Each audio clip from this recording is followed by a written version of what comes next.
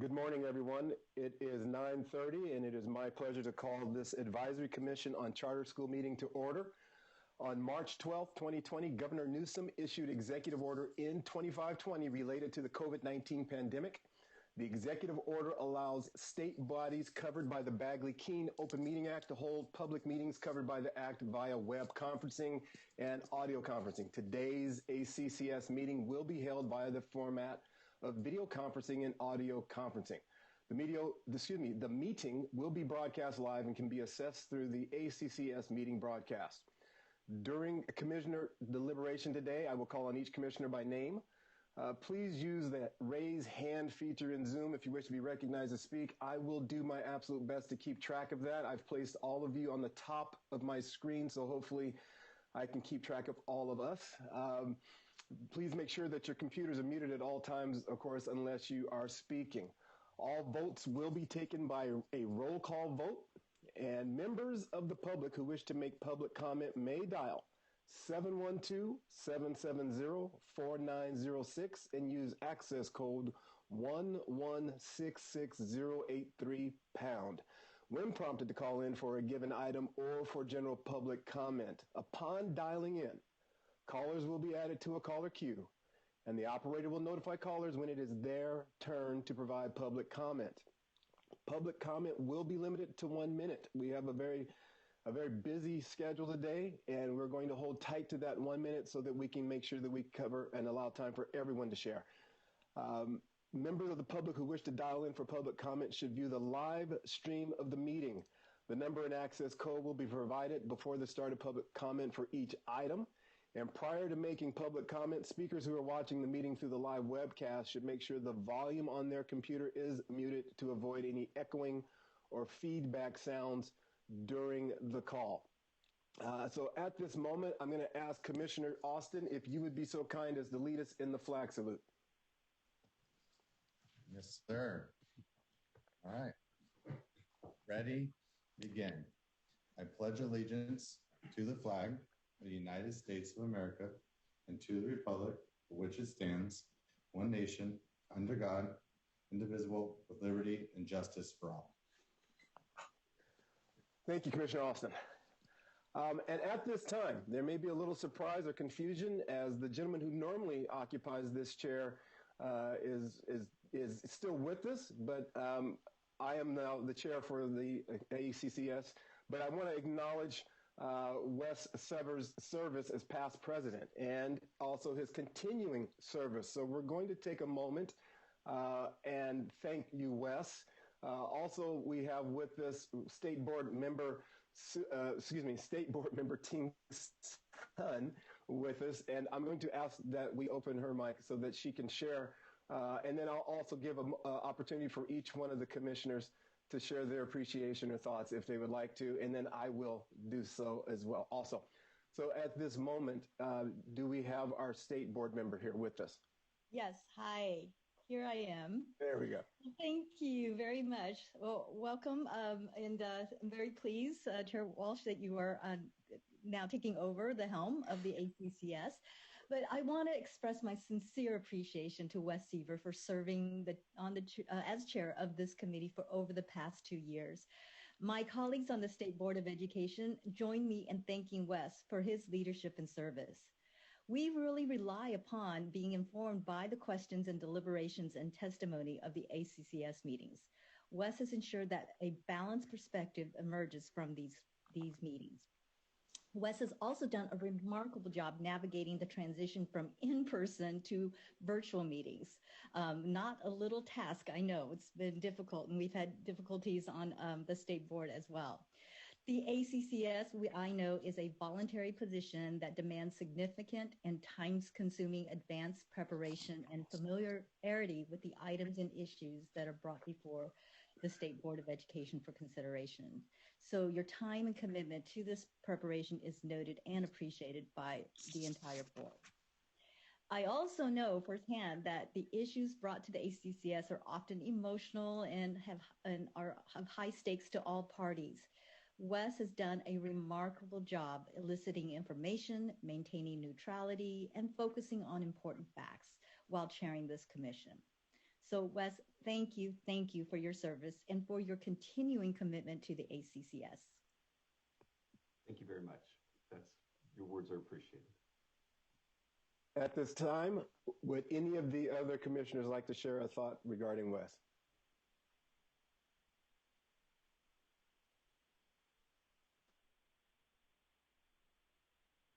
Please, Commissioner Garbellino-Hica, and then Commissioner Austin.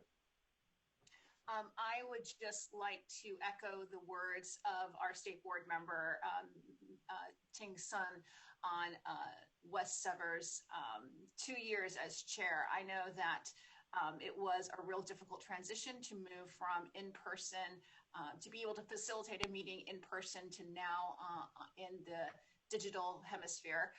But I think that he has done a wonderful job with that, and I'm delighted that he's able to continue as a commissioner on this esteemed body, and the years and years that he's put into it, I think, are a strength of this body. So glad to have you on this side of the podium, my friend. I just want to echo that as well. Wes, when I first joined the commission, was very helpful in understanding the process, and I've always appreciated your balanced approach to review and hearing voice, as well as your intense look at data. And obviously transitioning to this Zoom world was a challenge too, but you've done a remarkable job. So thank you for your service, and glad you're sticking with us. Commissioner Berryman. Thank you. I at this point, since I think I'm third in line now, I should have gone first, but everyone's kind of said everything I wanted to say. But thank you very much, Wes. I do remember last year, I think, showing up on January. I think it was our last in-person board meeting, and I was completely nervous. I was a nervous wreck. I barely made it there on time, and it was just this whole trying to navigate. And you made me feel comfortable, and it was a heavy meeting that day too. I remember. I think it went all the way to like 4 o'clock, and I felt at ease, and that was a lot thanks to your, you bringing me along, holding my hand along, and just kind of like, and I felt comfortable with the decisions we made that day, and it was a great conversation. So thank you very much. We've come a long way. I can't believe that was over a year ago. Wow. And Commissioner Farland. I just wanted to say that, echo what everyone else has said, and Wes has been a fantastic chair. And he really made my transition a year ago onto the commission very smooth, and always is a leader because he has such a calm and balanced voice. Has really led us through some interesting and as Ting said, sometimes very emotional items. And so I really appreciated his leadership and sort of showing me the way on the commission. So thank you very much, Wes, and I'm glad you're continuing on the commission, and look forward to working with you more. And then, Wes, I will also add that echo to everything that everyone has already shared. My first meeting being also that January meeting. And then to watch you move us from the in-person that is normal to suddenly this wild, wild west of virtual meetings where cat videos pop up or filters. And I have a grandson who's 14 months old on the other side of that wall. So if you hear some scream later on, he's in good shape. He's just very excited. And so to watch you manage all of this, there were several times last year during our virtual meetings where I said to myself, oh my goodness, I am so glad I'm not the chair. Wes is knocking it out. And whoops, here I am.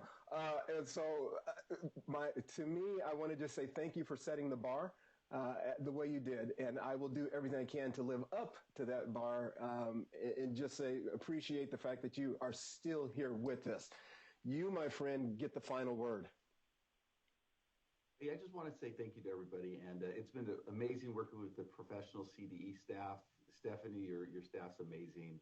Carolyn and everybody I've worked with, McKenna, and everyone's just done a great job. And I'm just happy that I'm still here with you guys. And so I'm blessed to be here and to work with you guys. And with that said, hey, let's get this meeting started. Let's go. Absolutely. And as long as we're making introductions, we will also take a few seconds here and introduce our two new commissioners. And so I will ask Matt Taylor to go first. And Andrea, also do me one other favor, Andrea, when you talk about yourself, please teach me how to say your name correctly. I'm taking notes on that. And so if you'll just take a minute or so and just tell us a little bit about yourselves. And then, as Wes has said, we will get moving on this meeting. Awesome. Hey, everybody. Matt Taylor. I am the current superintendent of River Charter Schools. In my day job, I have 3 children, a high schooler and 2 middle schoolers that attend traditional public schools in the area that I live in. And I'm super happy to be with you all and excited to learn from the amazing expertise on this board. Thank you. Andrea, please. Hi, I'm Andrea Faisal, and I am a teacher right now at Downtown College Prep Charter High School in San Jose. And this is my 19th year teaching. I've done 7 years in traditional public high schools and the remaining years in charter schools, including a charter school in Sacramento, and really excited to get started. Thanks. Thank you so much. All right. Well, it is time to begin. And so what I will do is, I will entertain a motion for adoption of the meeting notes from December 2020. I'll make a motion. Approval. So we have a motion from Commissioner Austin, and then I believe I heard a second. I'll second that. A second from Commissioner Garbalino Mejica. We'll go ahead and do a roll call vote. And then I'll just ask and you just simply announce. So, Andrea Faisal? Abstention. Thank you. Erica Jones? Aye, or yes. Isao Behrman? Yes.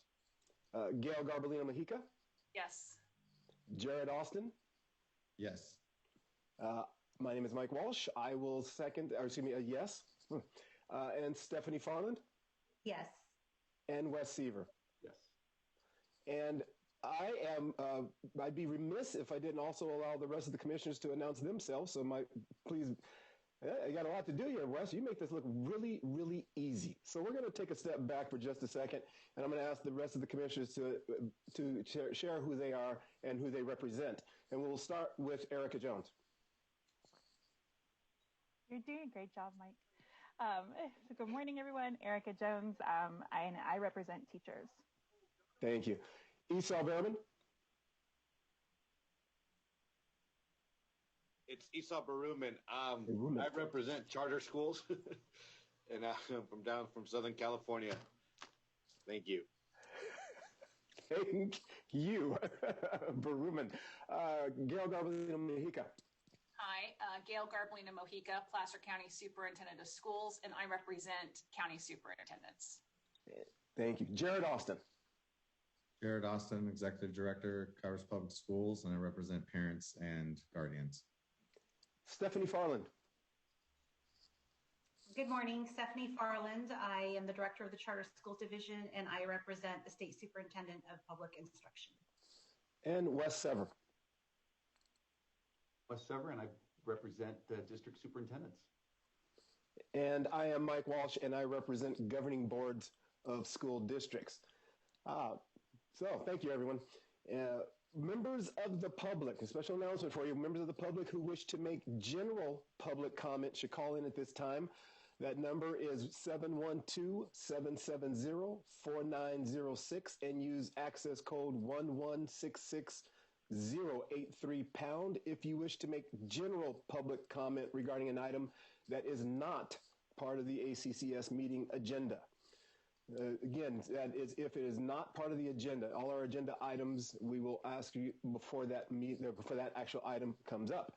So at this time, we'll move on to item number 6, Charter Schools Division Update. Please share, Stephanie Farland. Thanks, Mike. We're glad to have you on board as well. I'm not going to give a lot today because we have a long day ahead of us. So I just will say that, in the Charter Schools Division, we've been working on appeals. We had a nice long break there through late summer and fall, and now we have our first today in a while, and we'll continue to have them on the agendas moving forward. We do not yet have any of the sort of new types of appeals, the abuse of discretion appeals that came into being via AB 1505. And we will not have one of those until the July State Board meeting and the June ACCS meeting. So the appeals that will be coming today and in April, May will be State Board authorized charters, which we use a de novo appeal. And we will be learning more about that today in item 1 with the overview. I do want to introduce the staff that will be presenting today. You have maybe some new faces that you haven't seen before. For the 3 items, we have three different presenters today. From my staff, we have Craig Heinbichner, and Craig has been an education consultant in the charter school division for several years, and he was just promoted to the education administrator position in our division. So we're very happy to have Craig, and he will be a familiar face to the ACCS from now on, because he will be doing the bulk of the presentations. We have a familiar face in McKenna Huey, who does the presentations for our non-funding determinations requests. And McKenna will continue to do those. You'll see that we will not have as many funding determination requests over the next year or so due to SB 820, which is giving non-classroom-based charter schools kind of an automatic 2-year extension or funding determination. And that was added into the trailer bill this last year.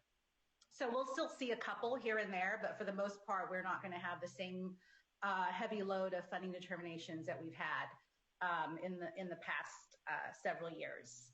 And we also today have a guest presenting with our team, and that is Jenny Singh. And Jenny works with the Analysis, Measurement, and Accountability Reporting Division, or as we call it, AMARD.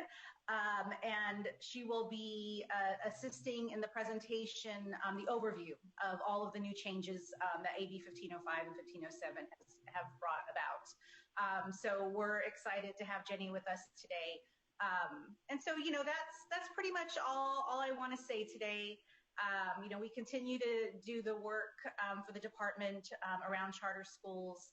And I'm excited because we have a very competent, professional, experienced staff in the Charter Schools Division who work really hard to bring you the best that we can. So thanks, Mike. Thank you, Stephanie. So the Advisory Commission on Charter Schools will be hearing 3 items today. Item 1 is an information overview on Assembly Bills 1505 and 1507 and non-classroom-based funding determinations. Item 2 is a retroactive request for determination of funding for New Day Academy.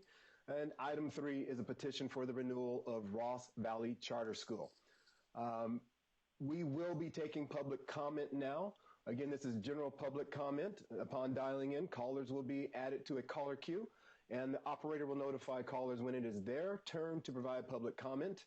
And again, public comment is limited to 1 minute per speaker. So at this moment, do we have any general comment from the public? Yes, we do have a few callers on the line, so we can start public comment now. Thank you. First caller, please state your name and affiliation to provide public comment for the February ACCS agenda. Your time starts now.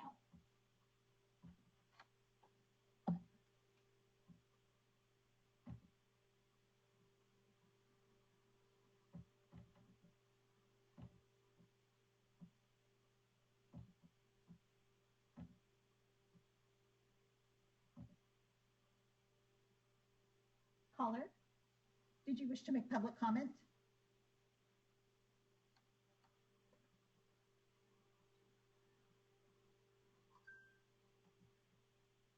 Okay, we will go to the next caller that's on the line.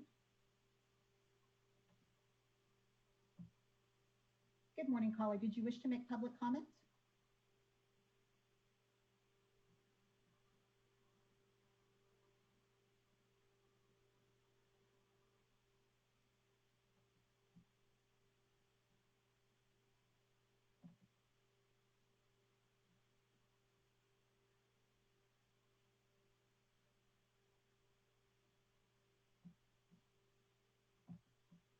Okay, it looks like we have one other caller on the line. We will try connecting with them now.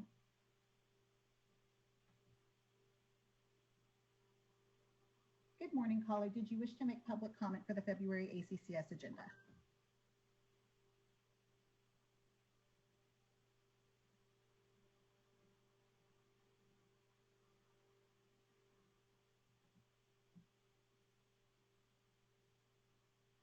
Okay, I'm not sure if we're having technical difficulties. We do have a few callers on the line that it appears that it may not be allowing us to connect with them. Can we return to public comment in a few minutes?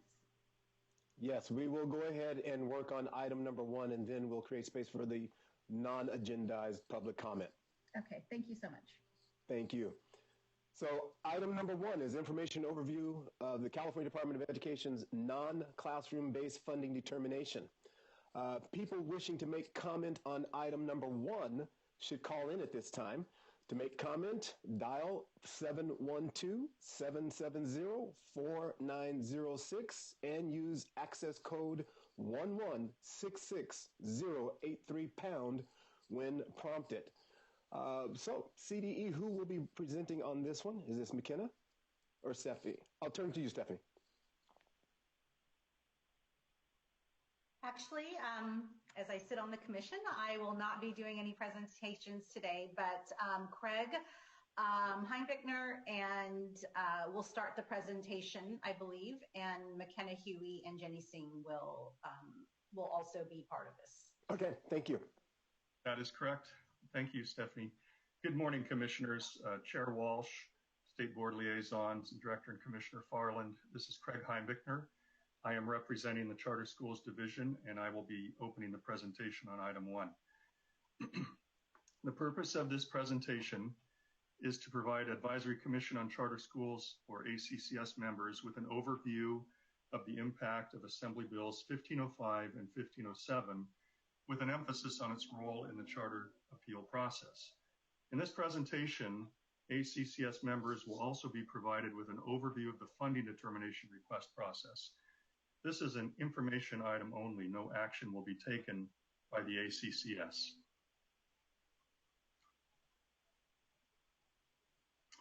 The focus of today's overview will be on the following points: background of the funding determination request process, general overview of AB 1505 and summary of the California Department of Education's implementation efforts, State Board of Education appeals and review standards, renewal criteria and performance criteria, including the consideration of verified data, role of the CDE and the ACCS in the appeal process, and requirements for non-classroom-based and treat as continuing charter schools. All right. Good morning, Commissioners. My name is McKenna Huey, and I'm going to kind of start us off with non-classroom-based determination of funding requests. So a little bit of background, non-classroom-based charter schools are required to go through the funding determination process to establish funding levels for their non-classroom-based average daily attendance. So a determination of funding specifies the percentage of funding and number of years a charter school is to receive non-classroom-based funding for. For the purposes of needing a funding determination, charter schools are considered non-classroom-based if their total average daily attendance is less than 80% classroom-based.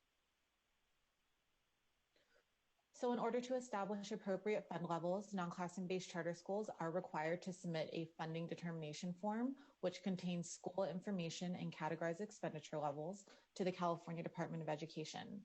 The funding determination request is then reviewed by California Department of Education staff in accordance with regulations and presented to the Advisory Commission on Charter Schools. Both the department's recommendation as well as the Advisory Commission's recommendation are both presented to the State Board of Education for final approval. So funding determinations are based on schools' total expenditures for certificated employee salaries and benefits and instruction and related services. So per regulations, charter schools may be approved by the State Board to receive 100%, 85%, or 70% funding for their non-classroom-based average daily attendance, or they may be denied and receive 0% funding. So each funding level maintains specific criteria that charter schools must meet in order to be funded at that level. So these criteria are designated in regulations. Most charter schools request a funding level of 100%, and in order to be funded at 100%, charter schools must spend at least 40% of its revenues on instructional certificated salaries and benefits, spend at least 80% of its revenues on instruction and instruction-related services, and maintain a pupil-to-teacher ratio that does not exceed 25:1. So for charter schools that do not meet the prescribed spending requirements, regulations does permit the Advisory Commission on Charter Schools to find a reasonable basis or mitigating circumstance by which to make an other recommendation. So mitigating circumstances may include one-time or unique or exceptional expenses that prevented the charter school from meeting the spending criteria to be eligible for full funding.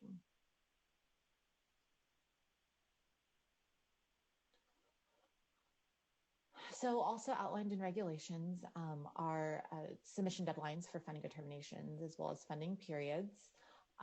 Per regulations, new non-classroom-based charter schools must submit a funding determination request by December 1 of their first year of operation.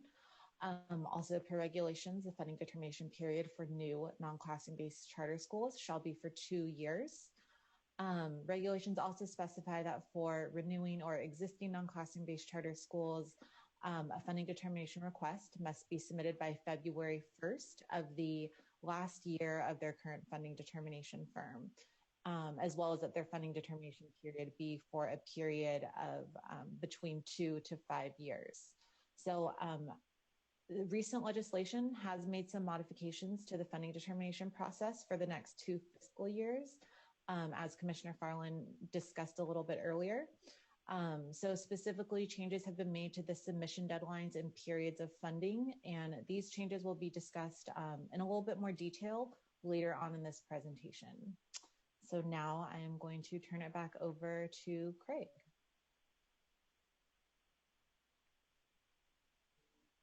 Thank you, McKenna. And I will be introducing Assembly Bills 1505 and 1507 and in some detail, some of the highlights. So for Assembly Bill 1505 or AB 1505, this bill impacts various aspects of charter school law and establishes certain requirements, including but not limited to the following: charter school establishments and renewals, charter school appeals, the role of the ACCS or Advisory Commission on Charter Schools, middle performing, skip my notes here. CDE provided aggregate enrollment data, consideration of verified data, geographic and site limitations, temporary prohibition on non-classroom-based or NCB charter schools, and treat as continuing requirements, teacher credentialing requirements, and bill implementation tracking.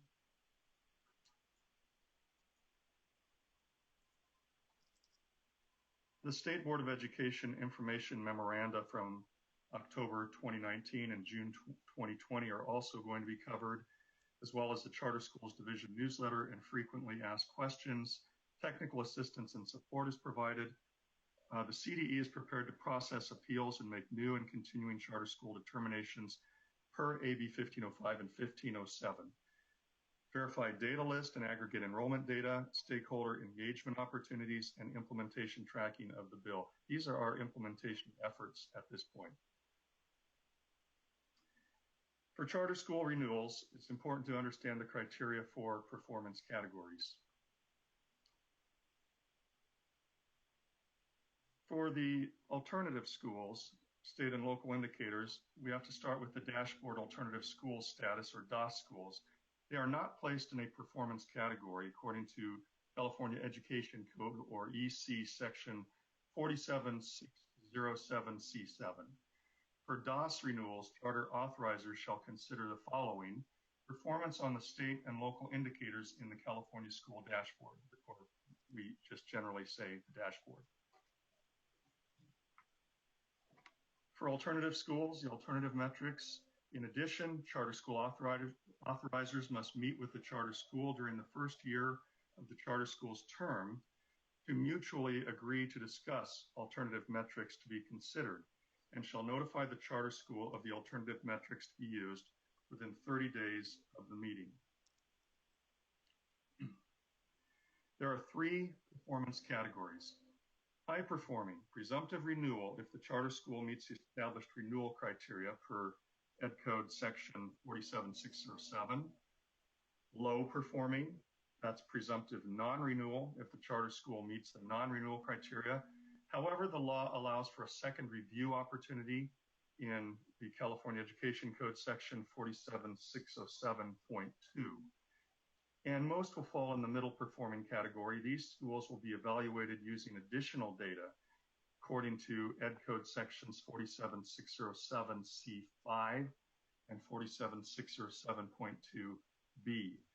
We also note that the CDE, the California Department of Education, publicly posted a data file that provides the performance categories for all non-DOS charter schools, and that is available at the link provided at https://www.cde.ca.gov/ch/ab1505.asp.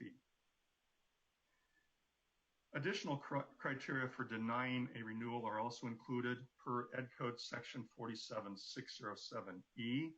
A chartering authority may deny renewal of DOS charter schools and non-DOS charter schools in any of the 3 performance categories if there is finding that the school is unlikely to successfully implement the program due to substantial fiscal governance factors, or if the charter school is not serving all pupils who wish to attend. We should also go over some terminology. Academic indicators are defined in AB 1505 as follows, and also in Ed Code section 47607C3. For English language arts and literacy, that's ELA. For mathematics, for college and career indicators, that's CCI. And English learner progress indicators, or ELPI. Terminology for statewide average. In AB 1505, there's a requirement that the performance of charter schools and their student groups be compared with the statewide average on the 4 state academic indicators.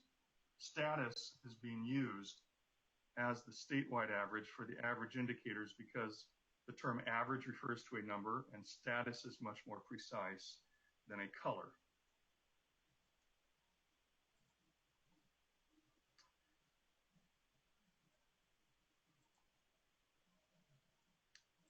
And on the next slide, we have the criteria for performance categories.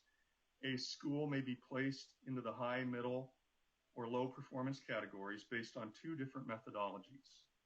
Criterion 1, based on the colors received for all the state indicators in the dashboard, that's school-wide data only, and criterion 2, based on the status for all academic indicators with 30 or more students, that's school-wide and student group data considered.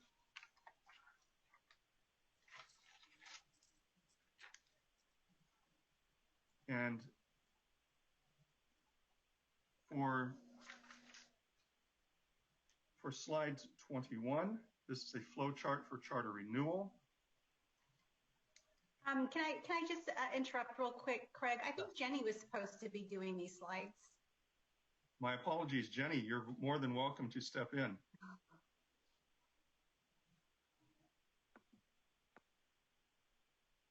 Thanks, Craig. So we have this flow chart that we've developed, and hopefully this provides a really good visual of how we break up the schools in these performance categories. So of course, the first at the top, we are looking at non-DAS charter schools. As Craig mentioned, DAS charter schools have their own criteria in AB 1505, and we look at the colors of all state indicators. So it's not just the academic indicators, we're also looking at suspension, chronic, and graduation rate. So if a school is blue and green on all dashboard indicators, they will be considered high performing or presumptive renewal. If the school is red and orange on all the dashboard indicators, they're going to be presumptive non-renewal. And of course, they do have the possibility of a second renewal, a second chance of review using verified data. And if they're a school that has a combination of blue, green, yellow, orange, and red, then we're going to move on to step 2, which is actually looking at school-wide and student group data. So for any schools that weren't put in the high or low performing categories in the previous slide, now we're going to look at whether they're high, low, or middle performing using the second criterion. And that's when we are actually looking at the school and the majority of student groups, whether they scored higher than the statewide average. So if they scored higher than the statewide average, and that's the distance from standard for ELA and math, the percent prepared for the CCI, and the percent improved in the LP, then they're going to be put in the high performing or presumptive renewal category. If the school and the majority of the students groups scored lower than the statewide average for all of these categories here, then they're going to be put into the low performing or presumptive non-renewal. And of course, they can be allowed to have a second review through using verified data. And any school that doesn't meet this criteria, they're going to be put into the middle performing category. They're neither presumptive or they're not neither presumptive renewal or non-renewal, and they do have to use verified data. So we thought that you might want to see the results of what we produced in our data file. So you can see here that for criterion 1, when we're looking at colors only, that there were no schools that were put in the low performing category because they had all red and all orange. But we did have 27 schools that were all blue and green for 2 years. So they were put into the high performing category. You'll see the notes on the bottom that there's approximately 1,200 charter schools that have been open for 2 years. And we did use the 2018 and 19 dashboard performance level colors to produce this. Also important to note that none of the high performing schools were on the differentiated assistant list for 2019-20. That's one of the criteria for being in the high performing category. You cannot be identified as in the differentiated assistance category.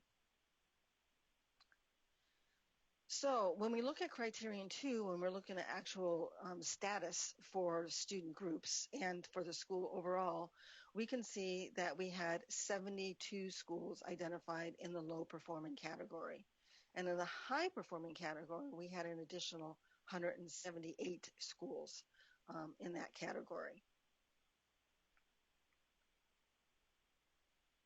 And then here is the overall results combining both of those two categories, category 1 and category 2. And what I really want to point out here is that clearly most of the schools, a little over 75%, are in the middle performance category. We have very few schools, only 6.4% in the low performing category. And we have a few more schools in the high performing category, about 18%. It's important to know that this reflects all charter, non-DASH charter schools. Not all of these schools are up for renewal, right? But we provided the information for all schools. So those schools that are not up for renewal in the low performance category will have an opportunity to hopefully implement some of their plans to improve student performance and move up to the middle performing category. And I believe there were only 9 schools in the who are up for renewal in the low performing category this year. And I'll turn it back over to the Charter School Division. Thank you, Jenny. We will now review the process for appeals heard by the State Board of Education. And we will be addressing several questions. What appeals are heard by the State Board? How does the review standard and process differ for establishment appeals and renewal appeals? What are the new findings for the denial of an establishment petition? What information is considered in the review of an appeal? What are the timelines for the appeal process? Which charter schools are currently authorized by the State Board of Education, and which counties have jurisdiction over a single school district? The following are appeal review standards by petition type and by review standard that correlates. So for new and renewal petitions denied by a single district county, the review standard is a de novo review. For renewal petitions for State Board of Education authorized schools denied at the local level, the standard is also de novo review. For new and renewal petitions denied by a district and county board, the standard is an abuse of discretion review. And for revocation petitions, the standard is substantial evidence review. Let's first talk about the de novo review standard. What appeals are reviewed under this standard? Appeals of new and renewing petitions for charter schools denied by a county board that has jurisdiction over a single school district, and renewing petitions for State Board of Education authorized charter schools. What information is considered? All required elements and prior history. What is the role of the ACCS? The role is to review the item and make a recommendation review the recommendation from the California Department of Education and make an independent recommendation to the State Board of Education. And then finally, what is the role of the State Board of Education? The State Board independently considers all of the issues previously considered by the district and county and makes an independent determination regarding the petition. The abuse of discretion review standard. What appeals are reviewed under this standard? Appeals of new and renewing petitions for charter schools denied by a district and county board. What information is considered? District and county findings, the documentary record, written submission detailing how the district and/or county abused its discretion, and written opposition from the district and/or the county. What is the role of the Advisory Commission on Charter Schools? The Commission recommends to the State Board of Education to either hear or summarily deny the appeal, the option to make no recommendation. Finally, what is the role of the State Board of Education with this standard? The State Board reviews the documentary record and decides whether there was an abuse of discretion by the school district and/or the County Board of Education. Findings for the denial for the establishment of a new school are covered on this slide. The petition presents an unsound educational program. The petitioners are demonstrably unlikely to successfully implement the program. The petition does not contain a reasonably comprehensive description of the 15 required charter elements. The petition does not contain the required signatures. The petition does not contain an affirmation of each of the conditions described in subdivision E. And this is new. The school is demonstrably unlikely to serve the interests of the entire community in which the school proposes to locate. And also new from this legislation, the school district is not positioned to absorb the fiscal impact of the charter school.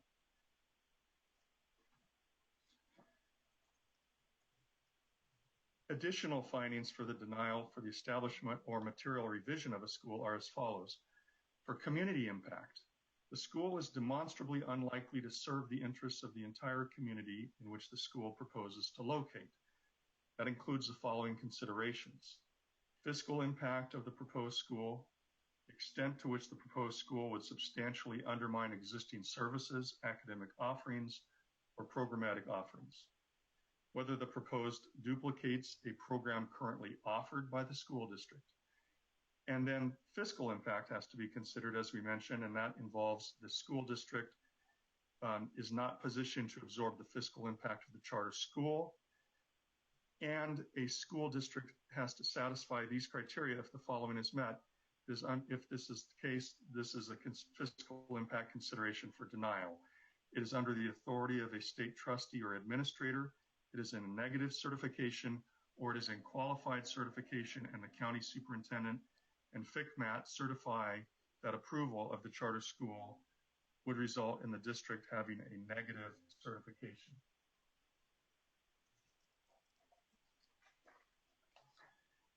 The role of the California Department of Education. The CDE will continue to review petitions on appeal and make recommendations to the state board. However, the recommendations of the CDE will differ as they are dependent upon the type of appeal being reviewed. The CDE will review and provide a recommendation to grant or deny an appeal from a district decision where the county has jurisdiction over a single school district and State Board of Education authorized charter schools. And the Department of Education will review and provide a recommendation on whether the district and or the county abused its discretion after denial by a county. The role of the Advisory Commission on Charter Schools is as follows. Prior to AB 1505, the role of the ACCS was not required by statute. The historical role of the ACCS has been to serve as an advisory body that holds public meetings to make recommendations to the State Board of Education on non-classroom-based funding determination requests and on whether it should approve or deny charter petitions on appeal, amongst other duties. The AB 1505 also contemplates a statutory role for the Advisory Commission on Charter Schools, and that is also now codified in Ed Code Section 47605A2D that codifies the current role of the Advisory Commission. The ACC process for de novo review is illustrated in this flow chart. This process will be used when hearing the following appeals. New and renewing petitions for charter schools denied by a county board that has jurisdiction over a single school district, and renewing petitions for State Board of Education authorized charter schools. In the first box, we see the agenda must be posted 10 days prior to the ACCS meeting, and it must include the following: CDE's analysis and recommendation, the petition, the budget, and all additional attachments. Next, the public hearing is held, and that includes presentations made by the following: CDE staff, the petitioner, local district and county staff, and then public comment is heard. Continuing to the next box, ACCS review and discussion is following, and the commissioners carry out the following: review of the documentation, they ask clarifying questions, and they engage in discussion and deliberate. And that results in the last box, ACCS action. The commissioners do the following and recommend that the State Board of Education grant or deny the petition. And this is the process for the Advisory Commission for an abuse of discretion review. This process, again, will be used when hearing the following appeals of new and renewing petitions for charter schools denied by a district and county board. In this flow chart, in the first box, we see the agenda is posted 10 days prior to the ACCS meeting, and it includes the following: first, CDE's analysis and recommendation, the petition, the documentary record, and a written submission on how the district and or county abused its discretion, and written opposition from the governing board of the district and or the county. That then moves to a public hearing, which is held, and presentations are made by the following: CDE staff, the petitioner, local district and county staff, and the public comment is then heard. That is followed by the ACCS review and discussion, in which the commissioners carry out the following: a review of the documentation, they ask clarifying questions, and they engage in discussion and deliberate. And that results finally in the Advisory Commission's action, and the commissioners do one of the following. They recommend that the State Board of Education summarily deny review of the appeal, or they recommend that the State Board of Education hear the appeal, or they can also make no recommendation to the State Board of Education. The role of the State Board of Education is in this chart, based on a correlation between the charter petition and the State Board of Education action. So for charter petitions which are denied by a county board that has jurisdiction over a single school district, it is a State Board of Education action where the review of the petition is de novo, and if the State Board grants the establishment or renewal of the petition, the State Board of Education shall designate the chartering authority. If the charter petition is for a State Board of Education authorized school denied by a governing board of a district, it is a review of the petition de novo that is presented to the State Board and that they undertake. If the State Board of Education grants the renewal of the petition, the State Board shall designate the chartering authority. And then lastly, if it is a charter petition denied by a district and county board, the state board shall either hear the establishment or renewal appeal or summarily deny the review of the appeal based on the documentary record. Secondly, if the State Board of Education hears the appeal, the state board may affirm the decision of the district or county or both, or may reverse only upon finding that there was an abuse of discretion. And then finally, if the State Board of Education reverses the denial of a petition, the State Board of Education shall designate the chartering authority. These are the timelines for the appeal process by action. So if it's a petition received by the district, the timeline is that a public hearing shall be held no later than 60 days after receipt. Charters shall be granted or denied within 90 days of receipt. That's possibly plus 30 days if by mutual agreement of the parties. If it's a petition submitted on appeal to the county upon denial by the district, the timeline is that it must be within 30 days of denial by the district. If it's a petition received by the county, the public hearing shall be held no later than 60 days after receipt. The charter shall be granted or denied within 90 days of receipt, and then again, possibly with an additional 30 days if by mutual agreement of the parties. If the petition is subject to judicial review, if the county fails to act on the petition, then that is within 180 days of receipt. If the petition is submitted on appeal to the State Board of Education upon denial by the county or denial by the district, if the county has jurisdiction over a single district, that is within 30 days of denial by the county. And then if the petition is subject to judicial review, if the State Board of Education fails to act on the petition, the timeline is within 180 days of receipt. How many schools are there that are State Board of Education authorized? We've summarized that for you. Currently, there are 36 charter schools that operate under the State Board of Education's authorization as follows. 1 statewide benefit charter operating a total of 9 sites. 7 district-wide charters operating a total of 18 sites. 28 charter schools authorized on appeal after local or county denial. And the State Board of Education delegates oversight duties of the district-wide charters to the County Office of Education of the county in which the district-wide charter is located. But the State Board of Education delegates oversight duties of the remaining charter schools to the California Department of Education, with the exception of Time Community School. And I will turn it back over to McKenna. All right, so Assembly Bill 1505 added Education Code section 47612.7, which prohibits the approval of the petition for the establishment of a new charter school that offers non-classroom-based instruction, and that is funded as a non-classroom-based charter school. So this prohibition extends from January 1st, 2020 to January 1st, 2022. This prohibition, there are some exceptions. This does not apply to non-classroom-based charter schools that were granted approval and started serving pupils prior to October 1st of 2019 under either of the following circumstances.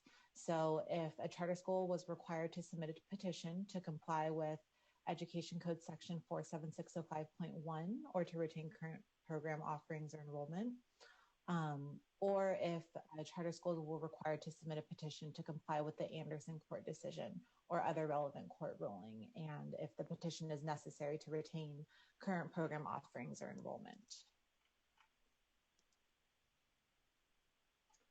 Okay, so Assembly Bill 1505 also introduced a treat as continuing requirement for charter schools working to come into compliance with Education Code section 47605.1 or the Anderson court decision.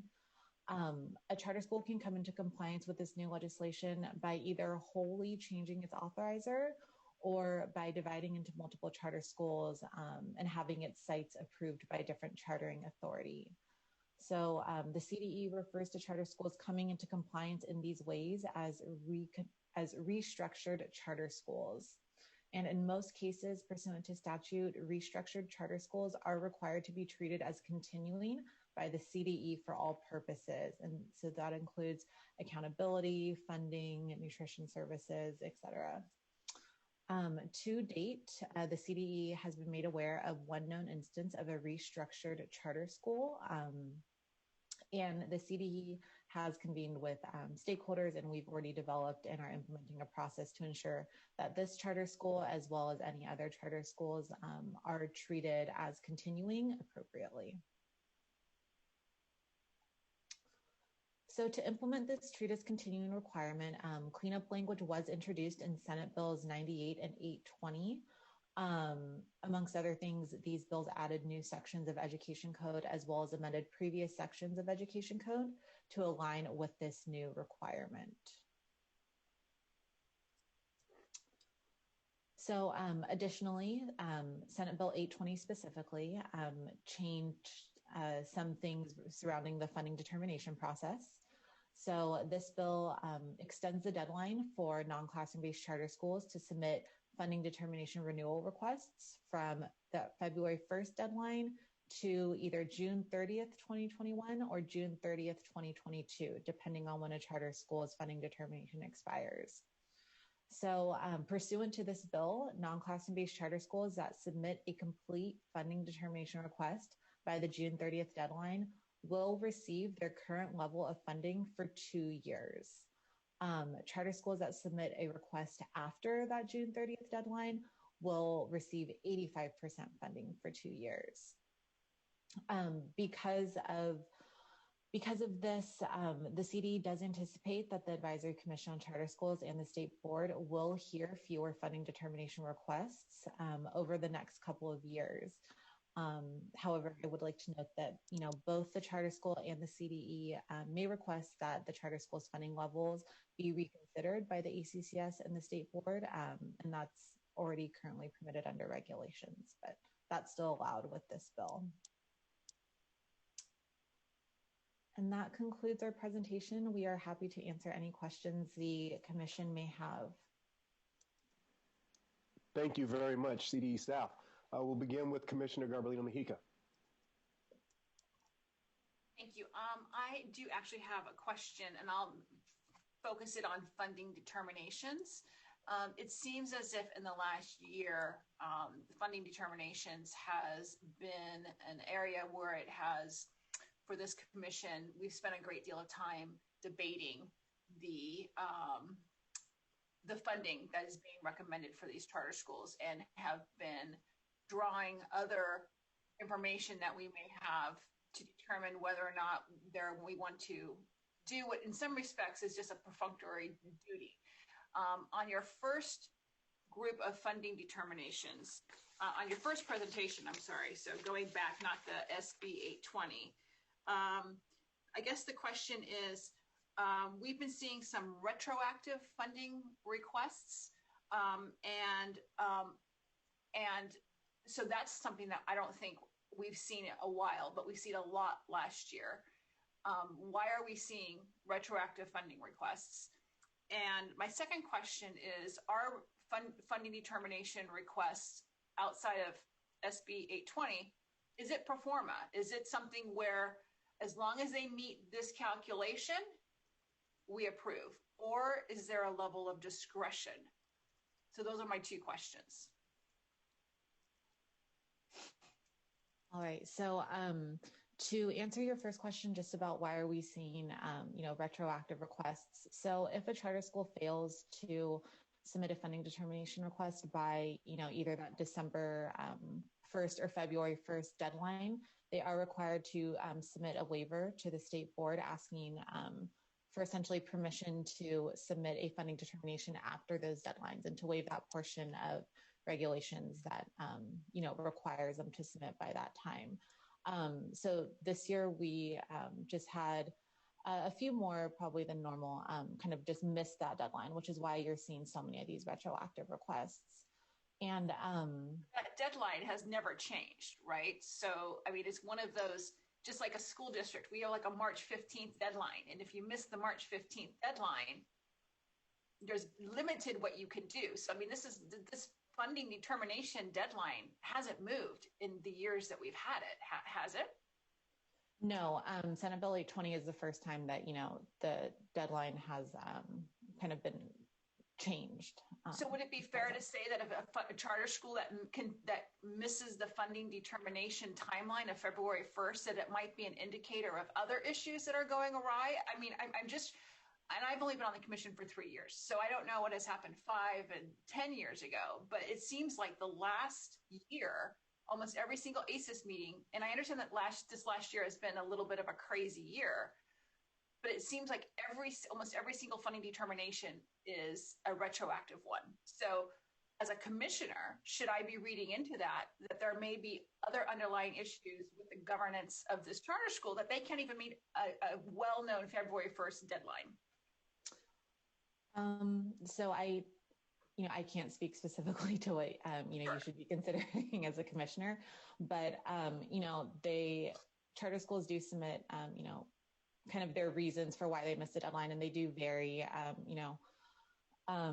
Those are usually more so addressed in the waivers that are presented to the state board. So yeah, I mean, I agree with McKenna. It's a case by case basis. We've had about 12 retroactive requests from March 2019 to now. Everyone has its own reason for missing the deadline. I don't know that we should read into it as some global ignoring of deadlines by charter schools. I think this past year has been really hard for a lot of charter schools and schools in general.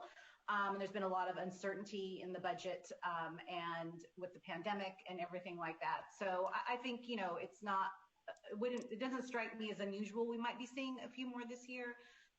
The one that you're going to hear today has some of those issues in terms of related to the uncertainty of the budget for 2020. And so I don't know that, it's hard for us to read into why we're seeing more, but that would be my guess, is that there's been so much uncertainty. Maybe we're seeing a few more this year than previous years, but we did see a good chunk of them in 2019 as well. So it's, it's hard to determine exactly why there are more, but I wouldn't necessarily put a blanket over all of them as if I don't want to. Was a miss. I must have misspoke if I insinuated that it was a blanket. More of that, there's other things going on within that particular charter school. For a county office of education, if a district doesn't get me their first and second interim by the required time multiple times, it's going to start to raise a red flag, right? Like, it's going to be an indicator to me that there are other things happening in that school district right now, that they can't even get a first and second interim to me at the deadline. So why, I guess for me, it's not a global, but was not insinuating that. The question is, for somebody who we work in government, right? We work in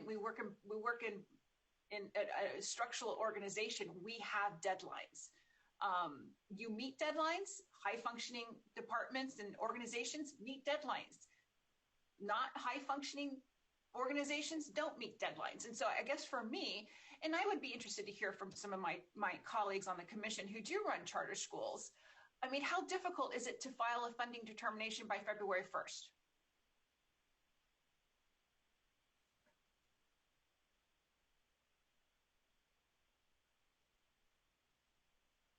Commissioner Austin, please go ahead. Oh, I'm not going to defend charter schools for missing the deadline, but I do know there's unique situations that have come up. Charter schools typically have a smaller staff, and if they have turnover in their business office staff, which I know in looking into some of the petition or some of the funding determinations that come over us over the last year, they've had outside people come in as, new business officers, new CBOs that may come from private industry, and they're learning how to follow the education deadlines and all those different things. So I do know that plays a role. And I know that there's agencies like FCMAT and CSTC and all those different things that train CBOs, but, they're not having longtime district offices that have these deadlines established or county offices that are doing that. So to play devil's advocate and point to another side, you're looking at a lot of mom and pop charter schools that maybe have a lot of internal things that they have to do. And when turnover happens, unfortunately, in training new people, deadlines could be missed. So it's just another perspective. I appreciate that.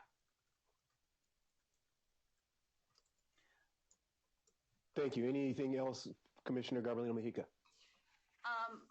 And then my understanding is when the waiver goes to the state board is privy to those exact reasons. So we have, to use Commissioner Austin's example, we have a smaller charter school, has turnover in the business office.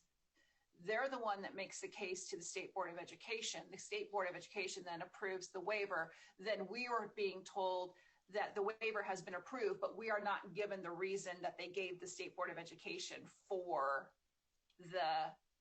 the waiver. So there's a little bit of a disconnect. So what we have to do is we basically have to trust that the State Board of Education found that there was compelling reasons to approve the waiver, and that those compelling reasons should not then weigh in our consideration of whether or not we're going to approve the funding determination. Would that be a correct statement?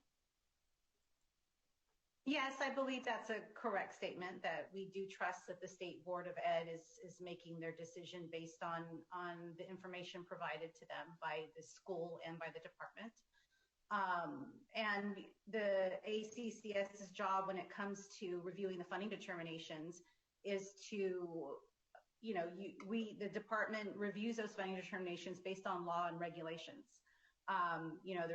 So we're basing all of our reviews on what we're required to do or required to look at. And so the waiver itself should not really have a bearing on the funding determination request itself. So then my last question would be then, so because the funding determination, is it pretty much per forma, that they've met these criteria, these calculations, it's a thumbs up. If they haven't met the criteria and the calculations, so is it a pro forma, or is there room for interpretation? Because I think last year we moved into the realm of interpretation, whereas the previous years, and I'm only using my 3 years of experience, it was pretty much pro forma. So I'm just trying to reconcile that. It should be. I think we do have laws and regulations, and it has been pro forma. You're right, and that's how we're continuing to review these funding determinations. I think we've seen so much discussion and conversation because there's a lot of desire to see changes in the funding determination process by a lot of different parties and stakeholders, including the state legislature. So I think that has prompted folks to look at other pieces of the school and look at other things that are outside the requirements of regulation and law. But in terms of the department, we're continuing to review those funding determinations based on the parameters provided to us in regulations. And we will continue to do that until law is changed. And that is not something that we have any control over. So that has to happen, with the legislature. So we will continue to look at the regulations. We will continue to use those regulations in our reviews.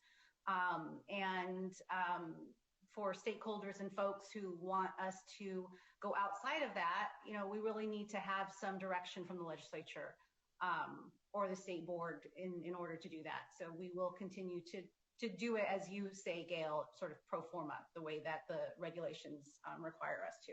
That's really, and I think that that's very helpful for this body to know that the statutes and the regulations are very narrow, but there may be people who want us to have working outside of that. So I think that's actually, thank you very much. That really helps me a lot moving forward. I appreciate it.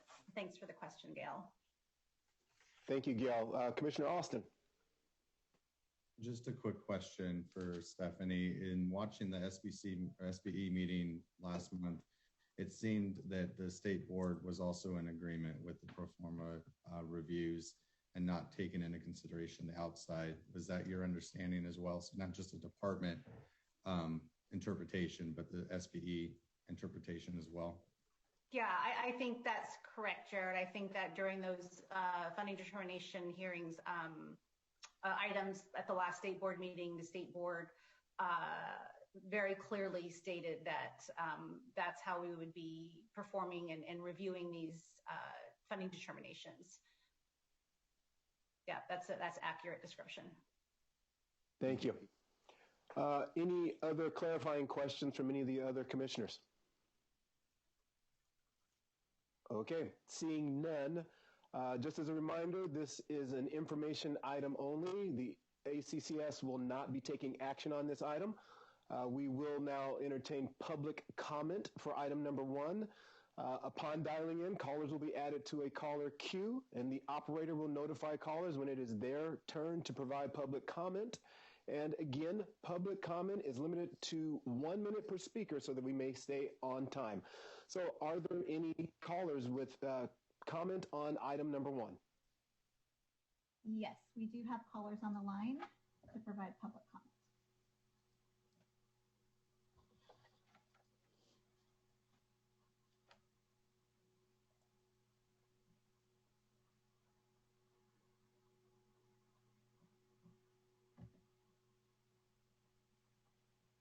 Good morning, caller. Did you wish to make public comment for item 1? Yeah. Hi, I'm a parent, and I've been trying to follow this issue.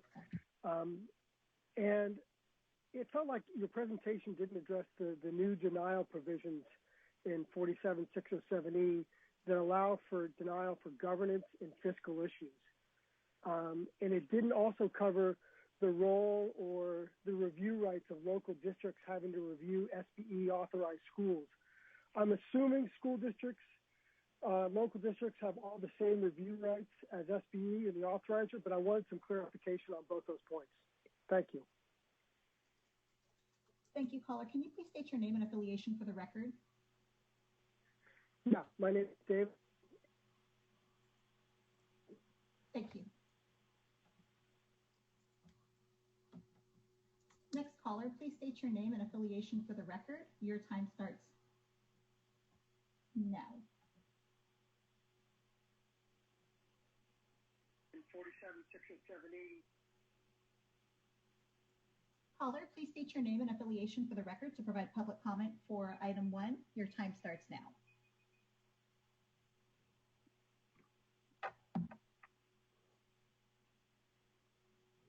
Mr. Premack, did you wish to make public comment for item 1? Oh, yeah, sorry. I thought somebody else was going. Eric Premack with the Charter Schools Development Center. With respect to Ms. Superintendent Garbalino Mojica's questions, I will note that the laws governing state board waivers generally do compel the state board to grant waivers unless the board can make one of several findings citing negative statewide consequences. So there is essentially a big thumb on the scale, if you will, in favor of granting waivers for those who apply late. I'll also note that anecdotally, it does appear that a high proportion of the late applications do come from those non-classroom-based charter schools that are managed directly by school districts and in some cases county offices. I think it's because often those schools are kind of seen as sort of an afterthought in the larger picture. So I do think those kinds of things are important to keep in mind and may help color some of your decisions going forward. Thank you.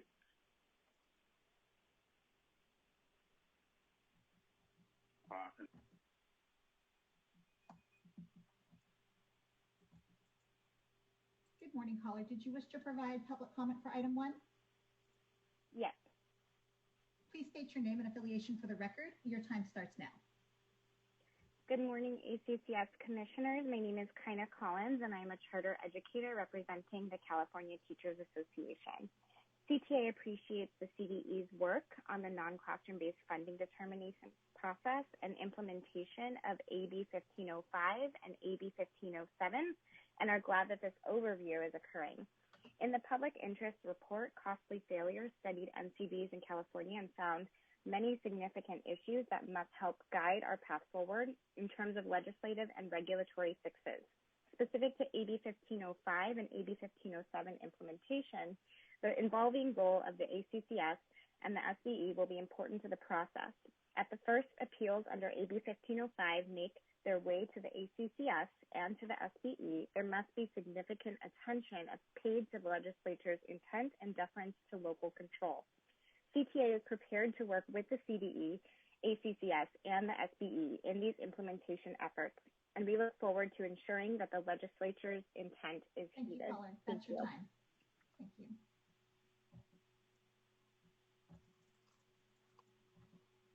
Good morning, caller. Did you wish to provide public comment for item 1?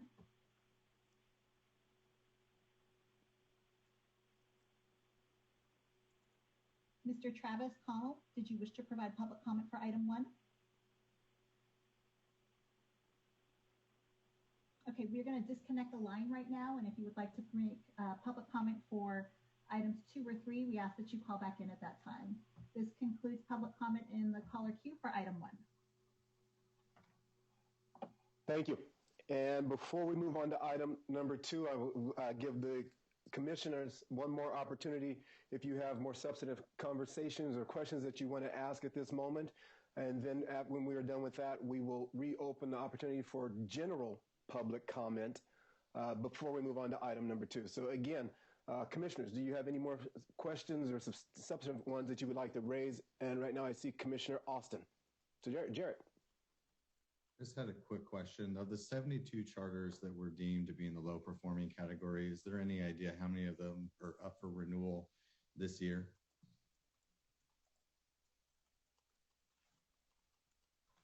This is Jenny Singh. Last time I checked, it was those schools, there were 9 schools that were up for renewal. Of course, that was several months ago. There may be some other schools that are up for renewal right now, but that is something that we can look into.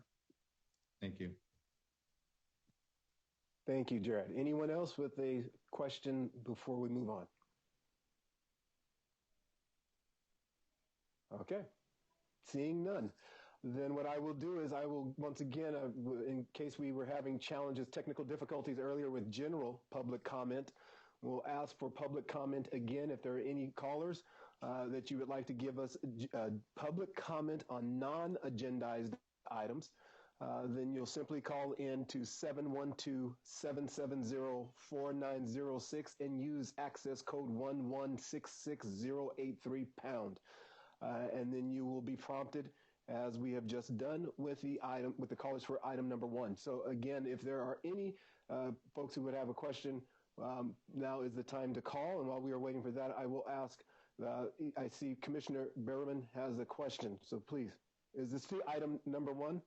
Yeah, actually, I just want to see if I can get the PowerPoint that was presented, emailed to me, so that I can actually look at it for future review. I was just looking at the agenda and I just saw the Word documents on there. But no, I don't think I saw the PowerPoint. Thank you. We can definitely send that to you.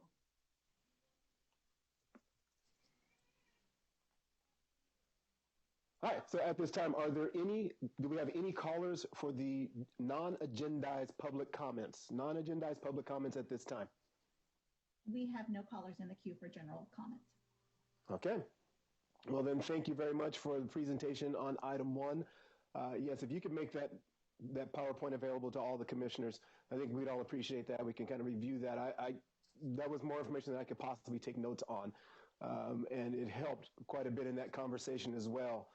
So thank you for those clarifying questions. So we will move on to item number 2 now. This is a subject of consideration of a retroactive request for determination of funding.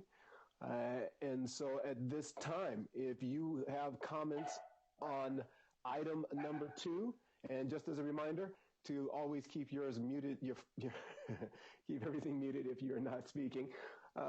So again, to anyone who has a public comment for item number 2, please call the number 712-770-4906 and use access code 1166083# when you are prompted. So at this time, CDE staff will present and share their recommendations. All right. So hello again. Item 2 consists of a retroactive request for a determination of funding. And this is for one non-classroom-based charter school, and that's New Day Academy. So New Day Academy's previous funding determination expired at the end of fiscal year 1920. The school did not submit a funding determination request by the February 1 renewal deadline, and was therefore required to submit a waiver to the state board, permitting them to submit a funding determination request after that deadline. So this waiver is anticipated to be heard at the March state board meeting. Typically, when we present retroactive funding determination requests to the Advisory Commission on Charter Schools, a school's waiver has already been heard and approved by the SBE. However, this school is a little bit different. In an effort to just minimize the negative fiscal impacts to the school, as its request was submitted so late in the year, it was decided that both the school's waiver and funding determination would be heard and acted upon by the SBE at its March meeting. So this item is thus being presented to the ACCS at this February meeting. I would like to note that both the CDE's and ACCS's recommendations are contingent upon the state board approving the waiver for this school. If this school's waiver is not approved, it will not receive funding for its non-classroom-based instruction for fiscal year 2020-21. So a little bit of background on the school's waiver request, since it hasn't yet been heard by the state board. New Day Academy is operated by New Day Academy, Inc. It originally planned to close at the end of fiscal year 2019-20 in order to come into compliance with the geographic location requirements set forth in Assembly Bill 1507. New Day Academy's closure plans included transferring some of its students to Shasta View Academy, which is another school operated by New Day Academy, Inc. However, as we discussed in the last presentation, Senate Bills 98 and 820 did introduce some funding model changes for the 2020-21 school year.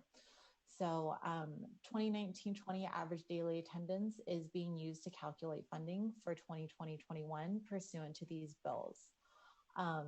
As such, Shasta View Academy would not have been able to claim any revenues associated with student transfers from New Day Academy. New Day Academy, Inc. thus decided to reverse its decision to close New Day Academy. So upon deciding to reverse its closure, Whitmore Union Elementary, which is the authorizer of New Day Academy, submitted a waiver to the state board for the school to submit a funding determination request after the deadline. The CDE has reviewed the school's waiver and has deemed it to be complete, and again is planning on presenting this to the state board at their March meeting. So after reviewing their waiver, CDE staff, we proceeded to review the funding determination form submitted by New Day Academy. Upon our review of its form, we have determined that this school does meet the requirements for a recommendation of 100% funding, as the school spent over 40% of its public revenues on salaries and benefits for all certificated employees, spent over 80% of its revenues on instruction and related services, and maintained a pupil to teacher ratio of less than 25:1. So detailed information regarding the school's specific revenues and expenditures can be found in its funding determination form, which is provided as attachment 2 of this item. So in conclusion, the CDE proposes to recommend that the state board approve the determination of funding request for New Day Academy at 100% for a period of 3 fiscal years. And again, just to reiterate, the CDE's recommendation as well as the Advisory Commission's recommendation are both contingent upon the state board approving the school's waiver at next month's meeting. And that concludes my presentation. I am happy to answer any questions the commission may have. Thank you, McKenna. And so at this time, we'll open for clarifying questions, and I'll kind of talk a little bit about the process as we move forward. I'd like to ask clarifying questions at this time. We'll take public comment to follow, and then when we have more substantive questions for the for presenters, we'll follow it after public comment. And I do have one clarifying question for you, McKenna. If I heard you correctly, the district, the authorizing district, is in support of this funding. Did I hear that correctly? That is correct. Their authorizing district submitted a waiver to the state board on their behalf. All right, thank you. Any other clarifying questions at this moment from any of the other commissioners? All right, seeing none. At this time, we will go ahead and have public comment for item number 2. Is there any comment waiting? Yes, we do have public comment for item 2. Please begin. Good morning, caller. Please state your name and affiliation for the record to provide public comment for item 2. Your time starts now. Good morning. This is Jeff Rice with the A+ Personalized Learning Network Association, and we are in support of the department's recommendation for 100% funding for 3 years for New Day Academy. Thank you very much. Thank you, caller. Good morning, caller. Please state your name and affiliation for the record. Your time starts now. Good morning, ACCS commissioners. My name is Kaina Collins, and I'm a charter educator representing the California Teachers Association. As I highlighted in my comments on item number 1, there is much to learn regarding NCBs from the In the Public Interest report, Costly Failure. Specific to the New Day Academy funding determination, it is unclear why the ACCS is even hearing a consideration of a retroactive request for determination of funding at this time, since the SBE has not heard the district's waiver to even submit a retroactive funding determination request. Based off the information provided in the funding determination form, New Day has a sizable reserve that could be spent to provide services to students.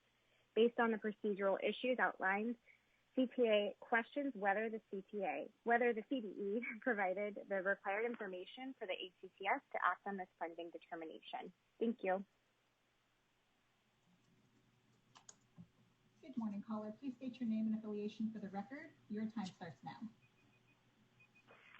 Good morning, Eric Premek with the Charter Schools Development Center again, in support of the CDE recommendation for full funding here.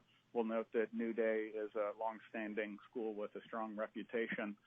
The approval of the waiver, for reasons I noticed previously, is pretty much a foregone conclusion, and it's very clear that the data presented in the school's application meets all of the criteria for full funding, and we urge you to vote in support. Thank you. Thank you, caller. That concludes public comments in the queue for item 2. Thank you. So again, at this time, commissioners, if we have any more detailed questions that you would like to have answers to, this is the time to ask. So do we have any more questions by the commissioners? Commissioner Jared Austin. Just to clarify, so the school is doing this because they thought they were going to close and then they didn't close. This is going to be a 3-year funding determination, but is there plan to close in the next year or 2 if funding is no longer hold harmless? So based on... Oh. Go ahead. Oh, I'm sorry. Based on the information they provided to us, they intend to continue operating through the end of their charter term, which expires in June 2023. Thank you. Any other questions from any of the other commissioners?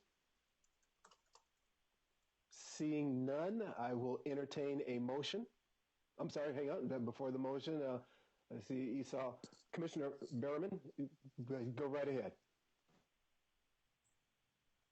So 2021, because I just saw in the application they had the opportunity to request a funding determination for 2 years. But they requested for 3 years, right? Or should they have done 2 years, or that was up to them? They did request 3 years. A charter school can, request anywhere from 2 to 5, 2 to 5 years, and the school requested 3. And they mentioned that they were just planning to work till the end of their renewal. Based on the information they provided to us, yes, that's what they indicated. Thank you. This is Wes Severn. I'll recommend to entertain a motion to approve CD's recommendation for the funding determination for item number 2. So we have a motion. Is there a second? I'll second it. So we have a motion and a second to approve the CDE recommendation. I will go ahead and take a roll call vote. Commissioner Austin. Yes.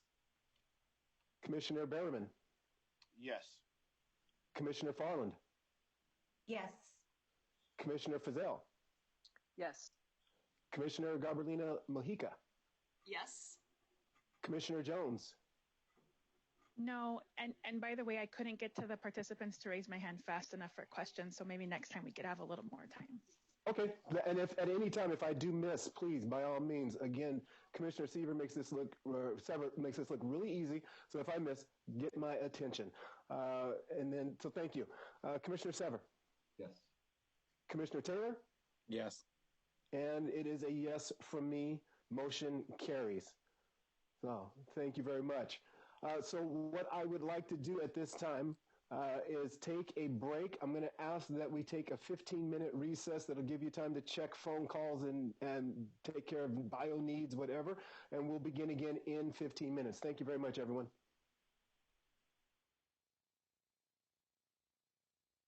Okay, we'll call this back into session, the meeting of the Advisory Commission on Charter Schools, back into session at 11:15. We are now moving on to item number 3, petition for the renewal of a charter school under the oversight of the local education agency designated by the State Board of Education, consideration of Ross Valley Charter, which was denied by the Ross Valley Elementary School District. CDE staff, would you please go ahead and present, at which point we'll start with clarifying questions from the commissioners. So CDE staff. Thank you, commissioners. This is Craig Heimbecker representing the Charter School Division again. And I will be presenting this item number 3 for the appeal of the Ross Valley Charter Renewal Petition. Ross Valley Charter is seeking authorization from the State Board of Education to renew their TK through grade 5 charter school within the boundaries of the Ross Valley Elementary School District. And the petitioner sought authorization first through the Ross Valley Elementary School District on November 10th, 2020. Ross Valley denied the petition request for renewal by a vote of 5-0. And then they sent their appeal in to the Department of Education on November 30th, 2020.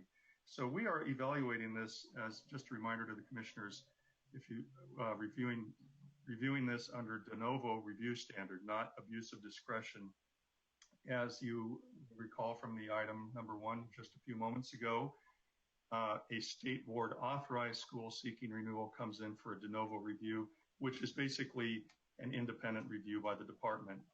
So we are, it's going to be a familiar process to all of you. The standards have changed a bit as we covered in the first item, but the process will be very familiar. Our recommendation is that we are going to hold a recommendation here, as you have in your hands, that the State Board holds a public hearing to approve the request to renew Ross Valley Charter, a TK through grade 5 charter school. We also note that if approved, the State Board will designate an authorizer for the charter for oversight of the school.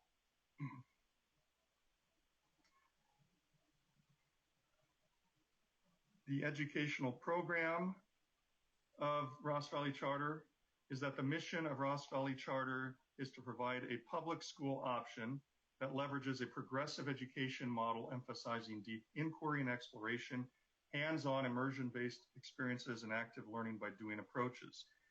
This model prepares pupils to collaborate effectively in teams, think critically, seek information to solve problems, and be lifelong learners and culturally competent members of their diverse global community. And now we'll go over our findings and concerns through this de novo review. Our basis for recommendation is that we determined Ross Valley Charter has met the applicable academic renewal criteria pursuant to California Education Code section 47607C. We note that due to a delay in opening, the school in 2016, Ross Valley Charter only has CASP data for the school years 2017 and 18 and 2018-19. Our analysis of those years' data shows that Ross Valley Charter does perform sufficiently by state metrics. That's in accordance with the standards in Ed Code section 47607.2 B3A. Our fiscal analysis includes the following: that Ross Valley Charter has a good financial record under the State Board of Education's authorization. Ross Valley Charter's fiscal years 2020 and 21 first interim, the December 2020, that came in December 2020, indicates that Ross Valley Charter is projecting a positive ending fund balance of $495,845 and reserves of 22%. Fiscal year 2019-20's audit report reflected an unqualified status, an ending fund balance of $2,048,997 and an 11.61% reserve. The Ross Valley Charter multi-year projected budget includes fundraising of $2,008,240 each year for fiscal years 2021 through 22 and all the way through 2025-26. The total contributions received over the last 3 years are $1,244,250, and that source is from the fiscal audit report for fiscal year 2017-18 through fiscal year 2019-20. So we concluded that the projected fundraising or donations of $208,000 each year appeared reasonable. Ross Valley Charter's cash flow statement reflects a Pacific Charter School development loan of $350,000 and revenue anticipation notes of $220,000.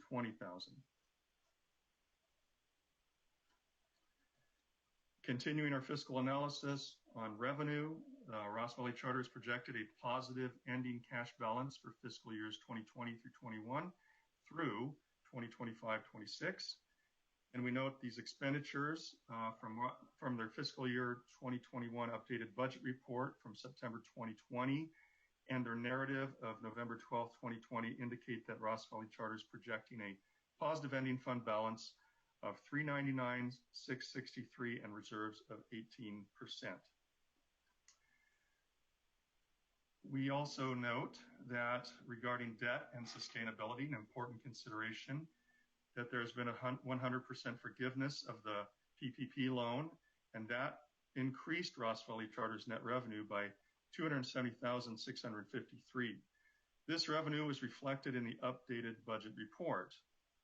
On August 28, 2020, a letter of complaint, we note, was sent to the Marin County of Education, MCOE, and the county referred the complaint to the Fiscal Crisis and Management Assistance Team, or FCMAT. And on September 18, 2020, the FCMAT responded. They issued a statement. In that statement, they did not recommend that an extraordinary audit be conducted.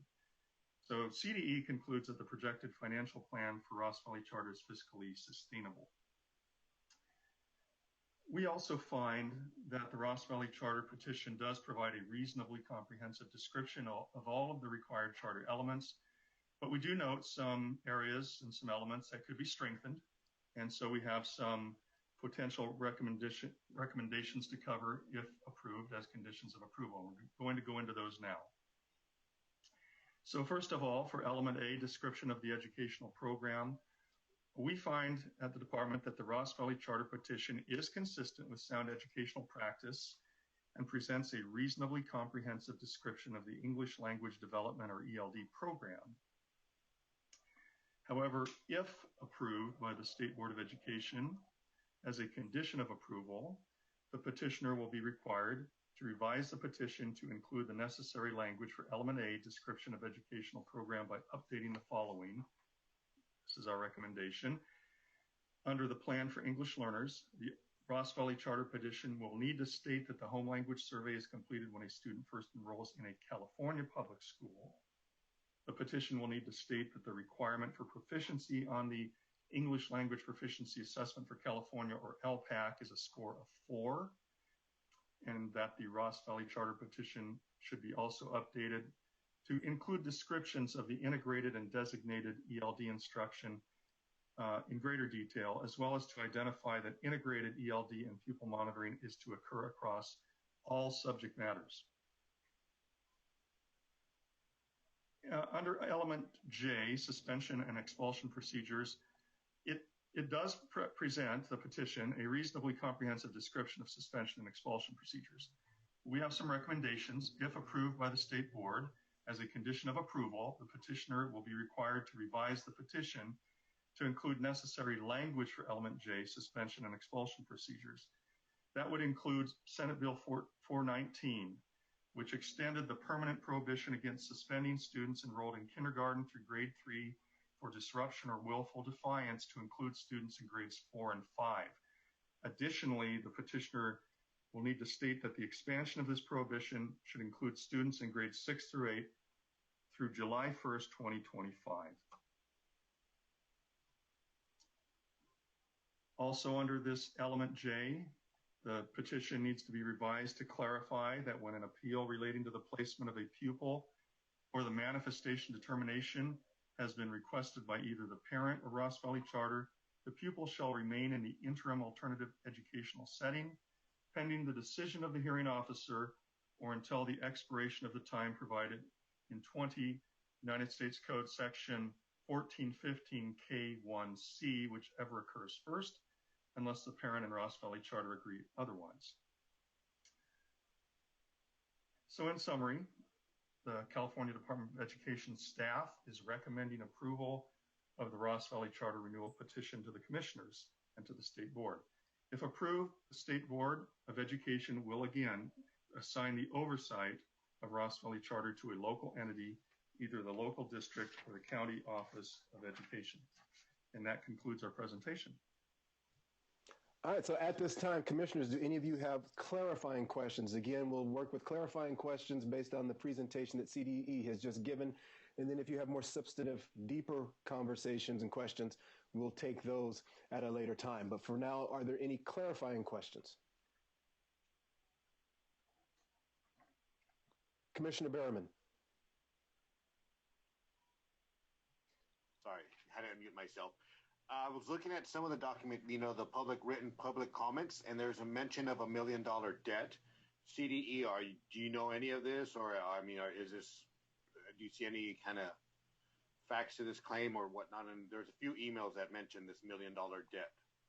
Yes, we reviewed all of those assertions, and we did our independent fiscal analysis, as I mentioned earlier, and we factored in some other data, which we have a letter that we received as proof of the 100% forgiveness of the PPP loan, and some of the updates that we mentioned earlier in some of the slides. We concluded differently in our analysis. We concluded, just as we presented, that they do have mitigating factors to address revenue and to change the debt load on the school to what we presented. Thank you. Commissioner Sever. To CDE, would they have still met your criteria without the PPE loan? Well, it's a good question. It's sort of speculative, but a lot of schools did apply for those loans, Ross Valley Charter among them. Obviously, there was some controversy over that outside of our purview. It is a legally available loan to schools in our assessment, and we have no right to comment within our statutory authority on the wisdom or lack of wisdom in applying for loans, but we just have to evaluate basically the fiscal health and soundness of the school in the light of that. So, you know, we'd have to do we'd have to do a whole different fiscal analysis, which is quite lengthy if we did not have the PPP loan in the picture. As it stands, it's 100% forgiven, so it's not really a factor at this point. But their ending balance would have been what? Yeah, we'd have to do a different analysis with that, but it would definitely have changed. Definitely would have. All right. Thank you very much. You're welcome. Commissioner Alston. Just to jump on to Wes's comment, there was never any fiscal concerns as a SB authorized charter during their term with us, correct? That is correct. Okay, and the second question is, if the state board were to approve this charter, I know they have to pick a local agency that will authorize it. Does CDE give that recommendation, or is that strictly on the SBE's decision? That comes from the State Board of Education. As an oversight office, we work closely with the state board staff, but it is a State Board of Education recommendation and determination. So CDE doesn't give a recommendation on the local district versus the county. It strictly comes from SBE deliberation. Yeah. It will not be part of our recommendation to the State Board of Ed. Okay, they will make that decision on their own. Thank you. Okay. Are there any more questions? Any more clarifying questions? Commissioner Sever, your hand is still raised on the screen, so I will ask, did you still have one more? No? Okay. Thank you. Well, here's what we'll do then. During the public hearing, the charter school will have up to 10 minutes to make a presentation. The charter school will present first. Once finished, the local district will have 10 minutes to make their presentation. So the public hearing is now open. The charter school proponents may begin their presentation.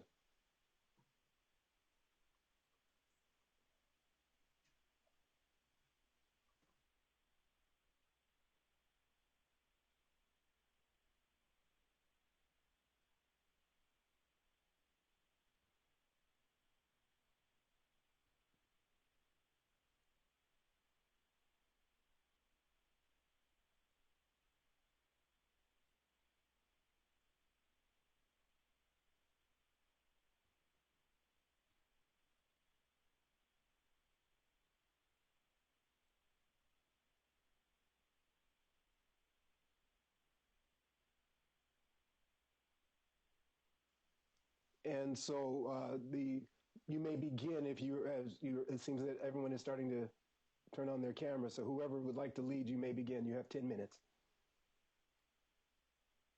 I think we're waiting for the school director to be let in. Okay.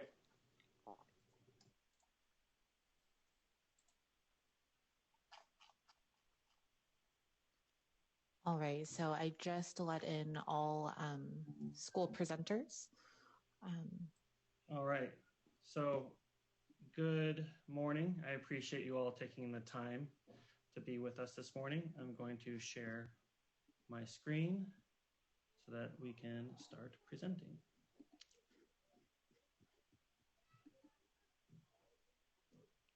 Okay, just a quick check that everybody can see our presentation. Okay, so again, good morning. Appreciate you taking this time to review our charter renewal petition. Actually, right now we're just seeing the desktop, so we don't have an actual presentation. Okay, I will see what. Thank you. There it is.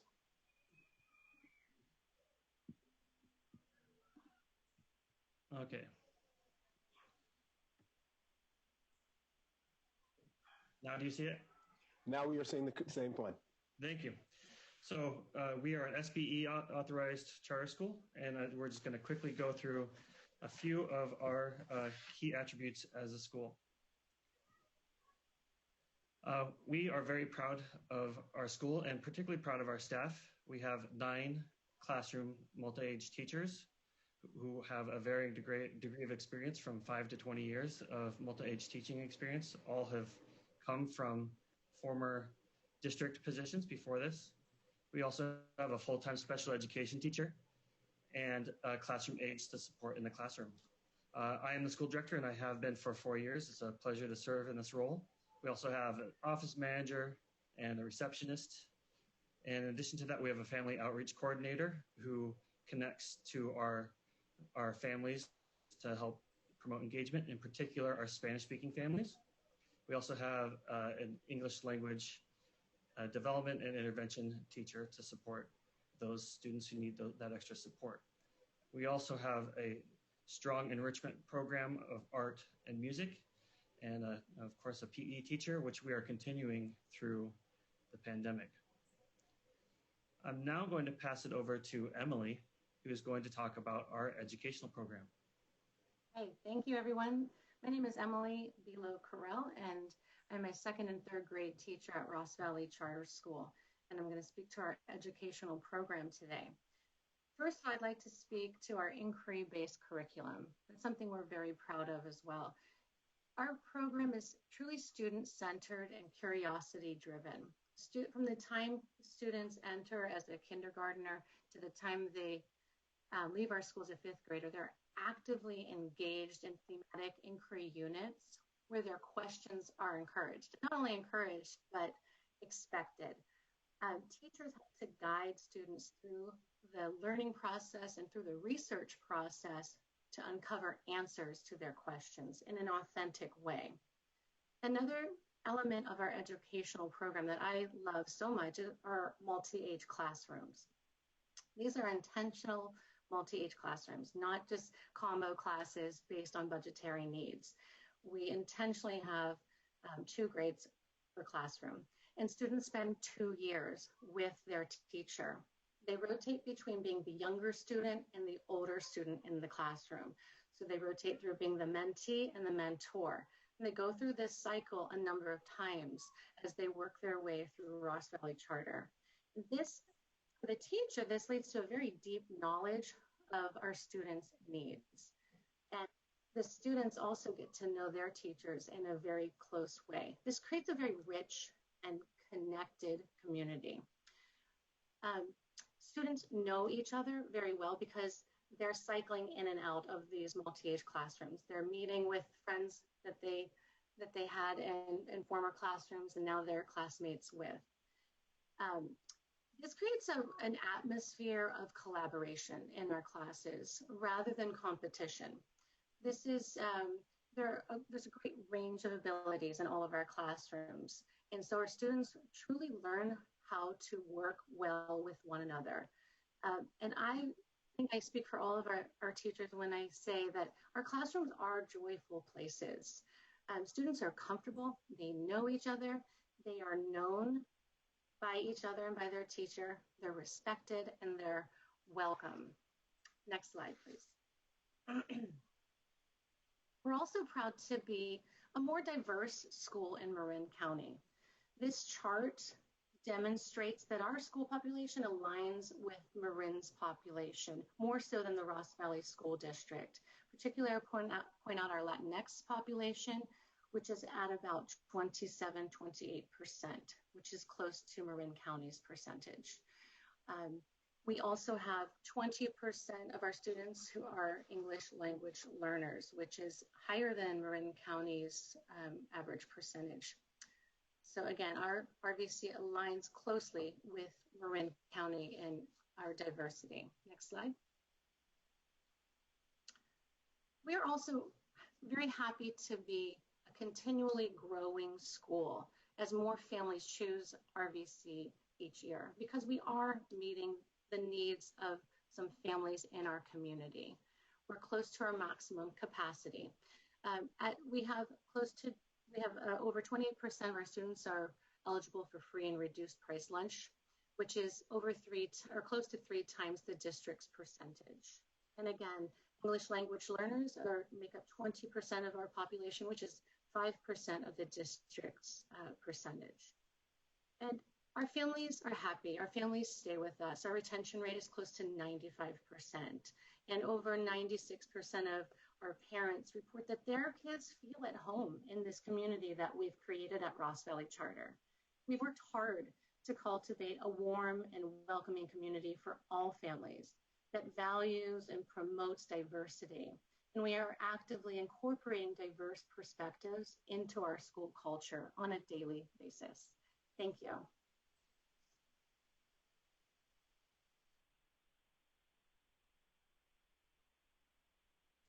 Thank you, Emily. And we see this is borne out in one of the measures that we see in student success, not the only measure, but one of the measures, and that's the California State, the CASP testing. So our students as a whole do fairly well on the state testing. So this is from our second year, the 2018-19 results. And this is for English language arts, where 82.98% of our students met or exceeded the standards. And then as you can see, apologies, it's a little small on the screen, but compared to the Ross Valley School District, and then Marin County in the state of California, we are exceeding those results. And then for math, we have 73.4% of our students meeting or exceeding standard. Again, this exceeds the local district, Marin County, and the state of California. And for our science results, this is the first year of the science test. We are really pleased with these results. 78.05% of our students met or exceeded the science scores on for the science test. And as you can see, as how that compares to the local school district, Marin County, and the state of California. And when we're looking at how we're doing as a school, we can compare ourselves to others, but we also really want to compare ourselves to ourselves in a year-over-year basis. And so we're looking at how we have grown as a school between our first and second year. We have this data. And as you can see, that school-wide, we grew 19% in English language arts and 14% in math. If you break that out by subgroups, and if we're looking at the achievement gap, we're looking at the difference between our white and economically disadvantaged English learner and Hispanic Latino. We see that while our white students did grow, as a whole, our Hispanic and Latino, economically disadvantaged, and English learners grew substantially from our first and second year. And we really take these test results to heart, and these help drive our instruction year over year. And briefly, I want to talk about our response to the pandemic. We opened the school year remotely, but in November, as soon as we were able to, we started in person, and we have been in a hybrid cohort model ever since. Currently, 80% of our students are attending in person in the cohort model.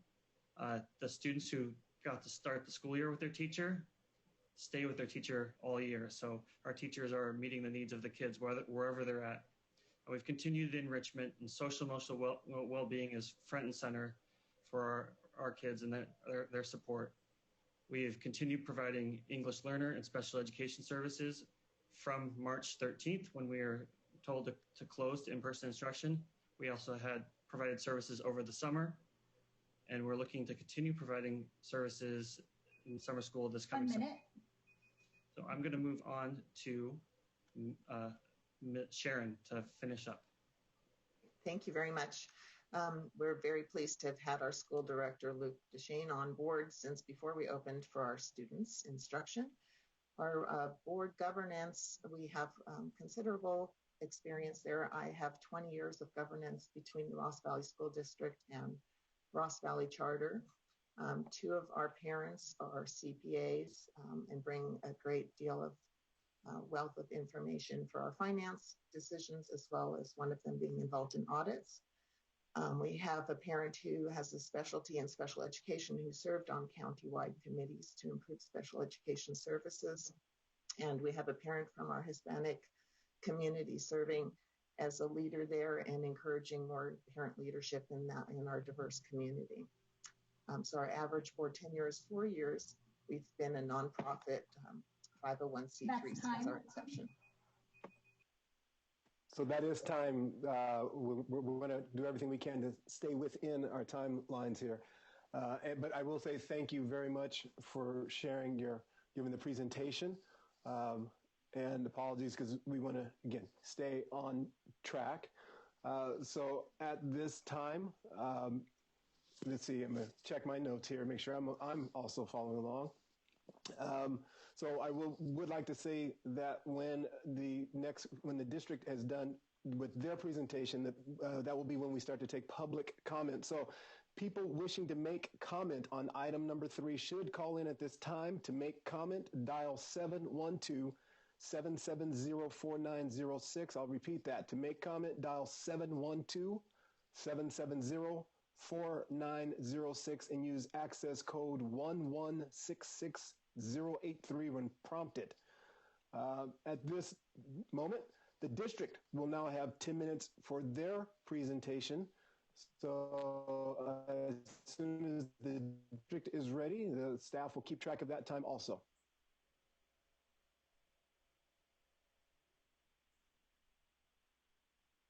All district presenters have been let in.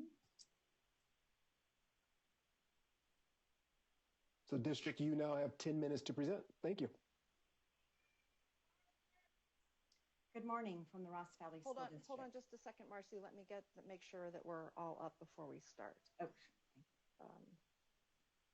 Just a minute here. Okay, can you see our presentation? Is it up and going? Yes, it is up. All right. Okay, go ahead, Marcy. We can go ahead and start when you're ready. Thank you. Good morning from the Ross Valley School District. I'm Marcy Trahan, Superintendent, and I'm here with our team of teachers, administrators, and board members. Here at RVSD, we are truly a team, and all of us are here to show support for the district's denial of RVC's renewal application before you today. Hi, I'm Rebecca Hayhurst, the local teachers union representative, and I want to echo what Marcy just said about being a team. As I hope you've read in our letter, the teachers union fully supports the district's denial, especially regarding RVC's lack of student assessment information. We believe that all students in school should be held to the same high standards for implementing assessments, not only for situations like this, but even more importantly, to help close educational equity gaps for all students.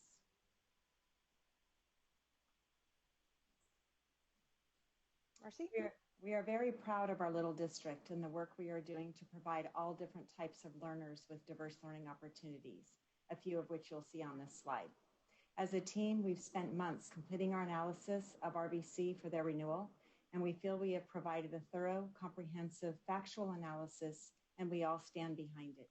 We hope you've had a chance to read and consider the whole of our findings. We have asked our board president, Shelley Hamilton, to represent our collective work in the rest of this presentation, and we'll be here if you have any questions afterwards. All right, good morning, committee members. As I'm sure you've seen in our materials, our analysis is comprehensive, but time is pretty short this morning. After the presentation, I'm happy to go back over any slides and answer any questions. So we trust you've taken the time to go over the full submission, and I'll just be highlighting some of the most concerning points that are detailed in our materials. RVC made it very difficult to get an accurate picture of their finances. So we engaged Debbie Deal, an independent expert in charter finance, who has worked extensively with FCMAT to do a complete analysis. We trust you had a chance to go over her findings, as they're crucial to understanding RVC's financial situation. In a nutshell, Ms. Deal found that RVC had unsustainable debt and insufficient enrollment to support renewal. As you know, this in and of itself is grounds for denial. RVC, according to Debbie Deal's analysis, currently has at least $835,000 in debt. And while RVC submitted to you new, materially different budget information than they provided to us, both versions still lack crucial documents to validate their assumptions and projections. Again, this is Debbie Deal's independent analysis that you have in your information. Over the years, RVC has also had many governance issues. We've laid them out and documented them thoroughly using original source materials, again, in our report. In that report, you'll find each of the issues listed here on this slide 9 fully explained. We found them to be individually very concerning, but taken as a trend, they certainly demand your attention. As recommended by FCMAT, we have referred some of these issues to the appropriate higher authorities, and investigations are ongoing. As you all just learned in item number 1 in this morning's presentation on AB 1505, academic assessment is key to determining whether to renew. RVC only provides a single improvement data point from a single source, the CASP scores, to demonstrate improvement. And as you will see in a moment, this data is frankly a little suspect. And again, the findings are thoroughly laid out and documented in our full report. Section 476072, subsection B3 is very clear. However, neither our district nor your committee has been provided with any academic improvement data, clear and convincing or otherwise, aside from the state indicator scores. Given the lack of even a single additional academic assessment data point, and given that the director of RBC himself noted in an email that the RBC teachers, quote, didn't have the tools, quote, to meet the needs of their students, and given that we couldn't find examples of double-digit improvement in comparable schools across the state, we find RBC's 29% increase very perplexing. So we note also that they said that they didn't have any additional assessments. CDE then subsequently cited in their report non-academic data that was just another state indicator, and we hope that you paid special attention to this as it calls the whole of the renewal into question. And without clear and convincing data, there is no academic performance upon which to approve the renewal. Although it is required under AB 1505, RBC neglected to address disaggregated assessment data. When the data is fully disaggregated, as detailed in our report, it demonstrates that RBC is clearly not serving English language learners, Hispanic, Latino, and socioeconomically disadvantaged students. We found it concerning that there was apparently no concern about this reflected in Mr. Heimechner's recommendation, especially given that RBC is so significantly underperforming when disaggregated, and that the equity gaps are so large. Again, please be sure to pay particular attention to this information as you go back over your materials. It's even more concerning that this easily disaggregated comparative analysis was entirely omitted by RBC and not even considered in CDE's report, despite showing large equity gaps as seen here in red for both years of the CASP state indicator data. And especially given that equitable outcomes has been a long-standing challenge for RBC and MAP, its predecessor program. We are aware that this is the first case of its kind to become before you after the passage of AB 1505. And we're also aware that SBE has not yet approved procedural regulations, and that just this morning in item number 1, you were updated on the new appeal process. But it's clear to us that several errors were made by CDE in their recommendation in this item, as detailed in our full report. A few examples. Standard SBE fiscal indicators and ratios were disregarded. Academic data, or a lack thereof, was ignored. And multiple substantive changes have been made to CDE, has been submitted to CDE, which have not been reconciled with the petition that was denied by our district, thereby requiring an automatic remand back to our district. We know that we have provided you with a lot of information, comprehensive information, and that a lot is at stake in this first case under the new Assembly bill. In closing, after thoughtful consideration to the information presented in our materials, we ask that you deny RBC's appeal based on its poor governance practices, its unsustainable fiscal structure, and its non-compliance with meeting the requirements of AB 1505. But perhaps most importantly, you should deny based on the dramatic, inequitable academic outcomes that are adversely impacting RBC students who would be better served in our district schools. Equity work is hard and requires dedicated resources and expertise. Our district has made a sustainable commitment to support all students in achieving equitable outcomes. And so in closing, we'd like to turn this over to our Director of Curriculum Instruction to have the last word. Julia? Yes, thank you.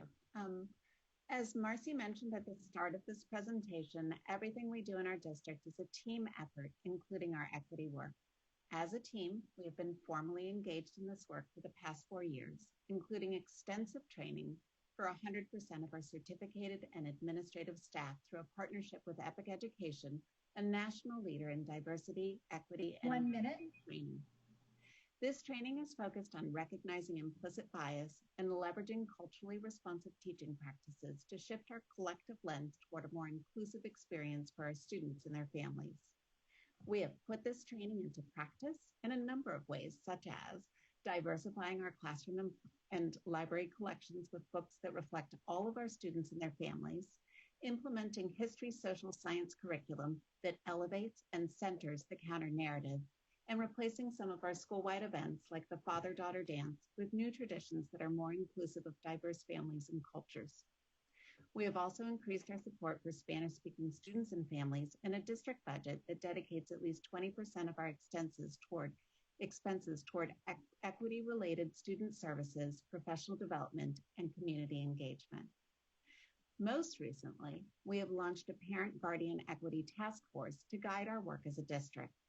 These parents have worked in partnership with teachers and administrators. Thank you, Ross Valley, for sharing as a district, presenting your case. The public hearing is now closed. At this time, again, commissioners will ask if you have questions of either the charter school or the district that are clarifying questions. We'll take those right now. If you have more substantive questions that are going to require a lot more deliberation, then I'll ask that you hold those until after public comment. So at this time, are there any clarifying questions from any of the commissioners? And I see Commissioner Farland. I just wanted to, it's not a clarifying question, but it is a clarification that the recommendation presented today is from the department. It's not a Craig recommendation. It is a department recommendation. So I just wanted to make that clear. Thank you. Any clarification or clarifying questions from any of the other commissioners? Seeing none, then what I will do is we will move forward. We will take public comment at this time for persons that were not part of the charter school or district's 10-minute presentation. Upon calling in, you will be added to the queue, and the operator will notify callers when it is their turn to provide public comment. And again, in keeping tight with time, your 1 minute, we will hold tight to the 1 minute limitation. So are there any callers for public comment for item 3? Yes, we have several callers on the line for item 3. Would you like me to go ahead and translate what we just said for Spanish-speaking people? Please, and then we will go, and then we will, I see Commissioner Farland, your hand shows raised. Did you have a?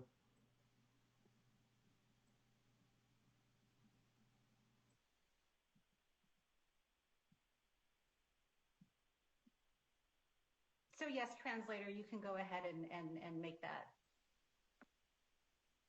En estos momentos empezará los comentarios públicos. Aquellas personas que necesiten un traductor en español tendrán 1 minuto para dar su comentario y 1 minuto para la traducción. Por favor de pausar después de cada frase para que su comentario sea traducido. Cuando sea su turno, un operador le pedirá en inglés que diga su nombre y afiliación. Dígale, mi nombre es, represento a y necesito un traductor. Una vez que su tiempo se acabe, el personal de la oficina le desconectará la llamada. Gracias.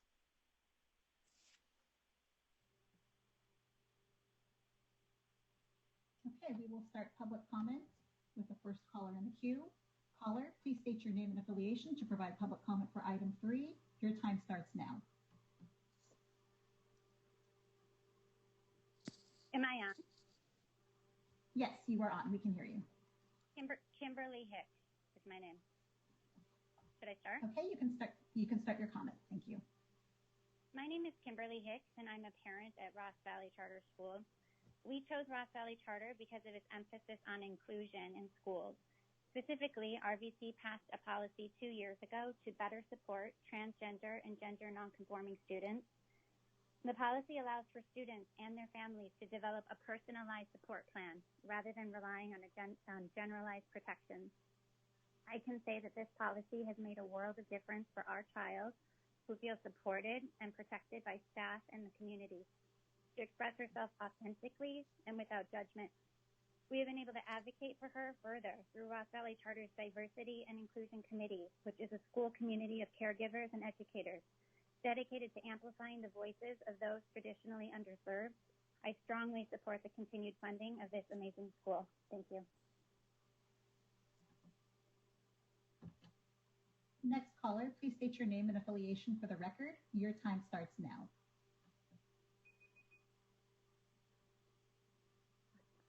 Hi, my name is Delilah Guzman, and I am a former RVC student now in 7th grade.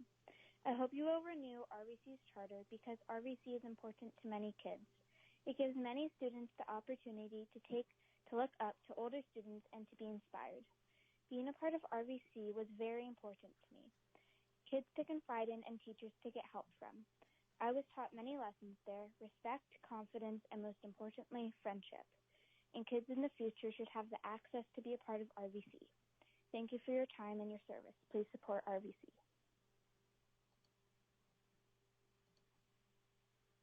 Next caller, please state your name and affiliation for the record.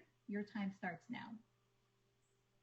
Good afternoon, ACCS Commissioners. My name is Kina Collins, and I'm a charter educator representing the California Teachers Association.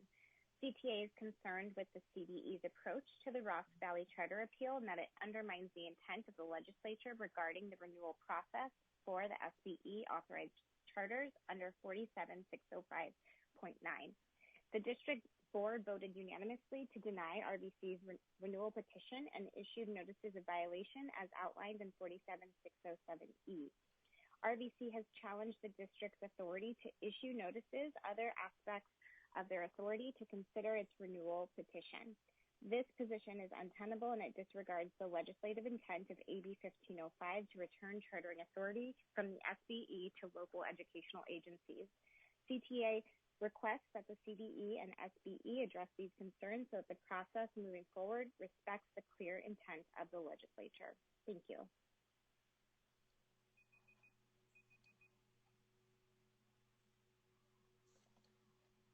Next caller, please state your name and affiliation for the record. Your time starts now.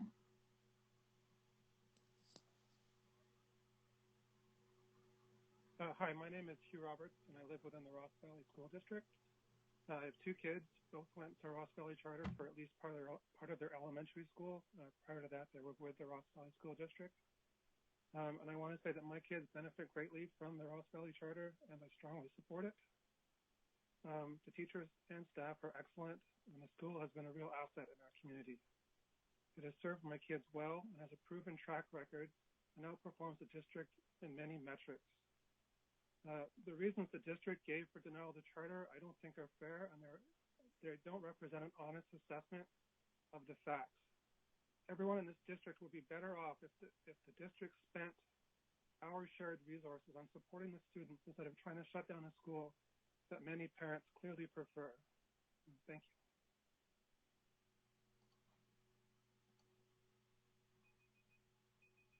Caller, please state your name and affiliation for the record. Your time starts now.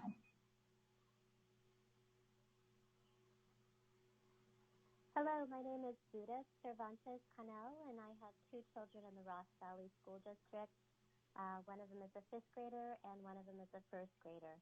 I am a resident of Ross Valley, and one of the things that I've been looking for in a school is a welcoming atmosphere where my children who are biracial and bicultural are accepted and respected and honored for who they are and the culture that they bring with them into this schooling community. And I cannot stress the importance of having a school like RVC in our community that is bolstered what I'm trying to do at home, which is to raise my kids in a bicultural way. We have been supported and encouraged to continue embracing who we are, and we feel very accepted and welcomed. And I just want to ask that RVC continue I wanted to ask that your committee consider funding RVC.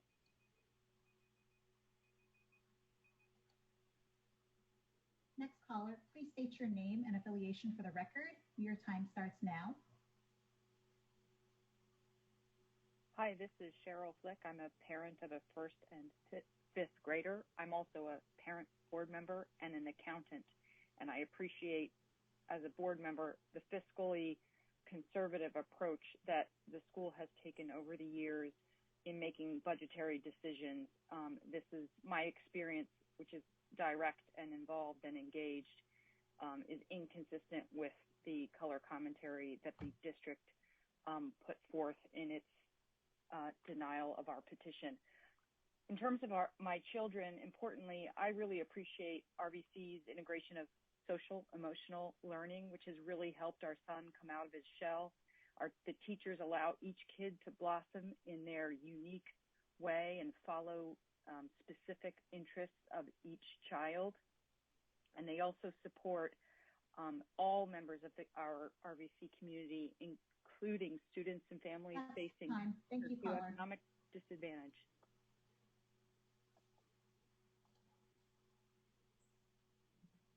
Next caller, please state your name and affiliation for the record. Your time starts now. Hi, good afternoon. My name is Hidat. I am a parent to a kindergartner at the Ross Valley Charter.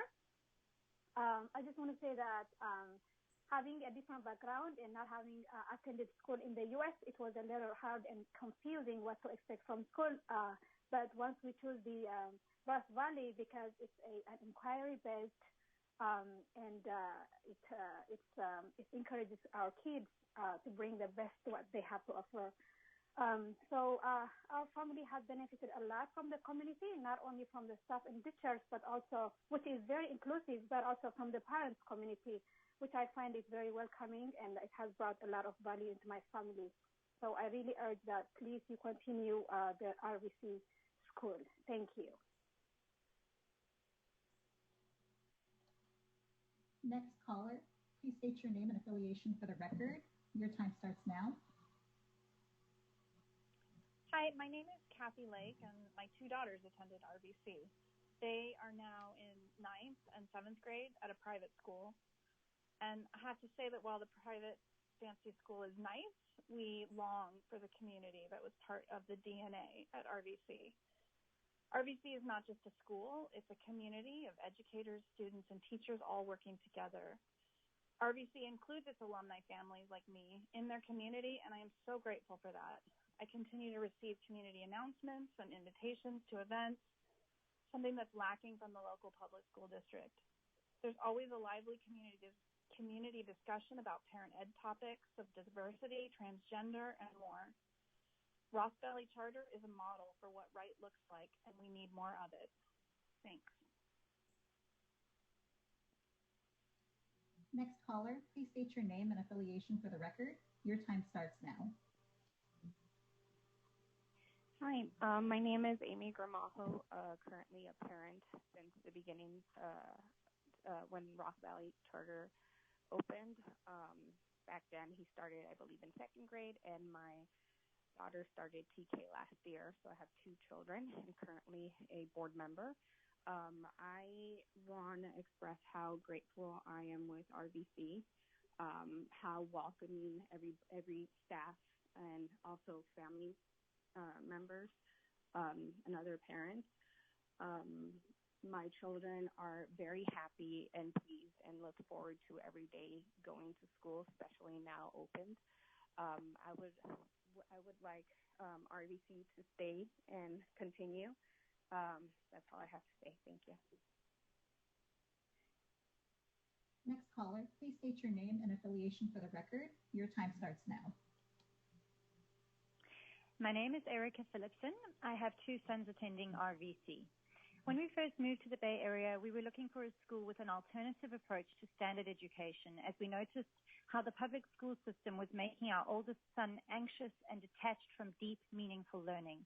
Since joining RVC in 2019, my son's anxiety levels have dropped considerably, and he is more confident and positive in his learning. RVC's approach to education is vital for families who are looking for an alternative to standardized schooling. I've noticed that children at RVC have time to immerse themselves in their learning, making them less stressed and more engaged. The teachers at RVC are passionate about progressive education, and it shows. I also feel that every community should have a charter school to bridge socioeconomic divides between neighborhoods and increase inclusivity and diversity in the schooling system. As a family, we feel so fortunate that our children are able to attend RVC, a school that is diverse, inclusive, progressive, and passionate about education. We are fully in support of the renewal of RVC. Thank you.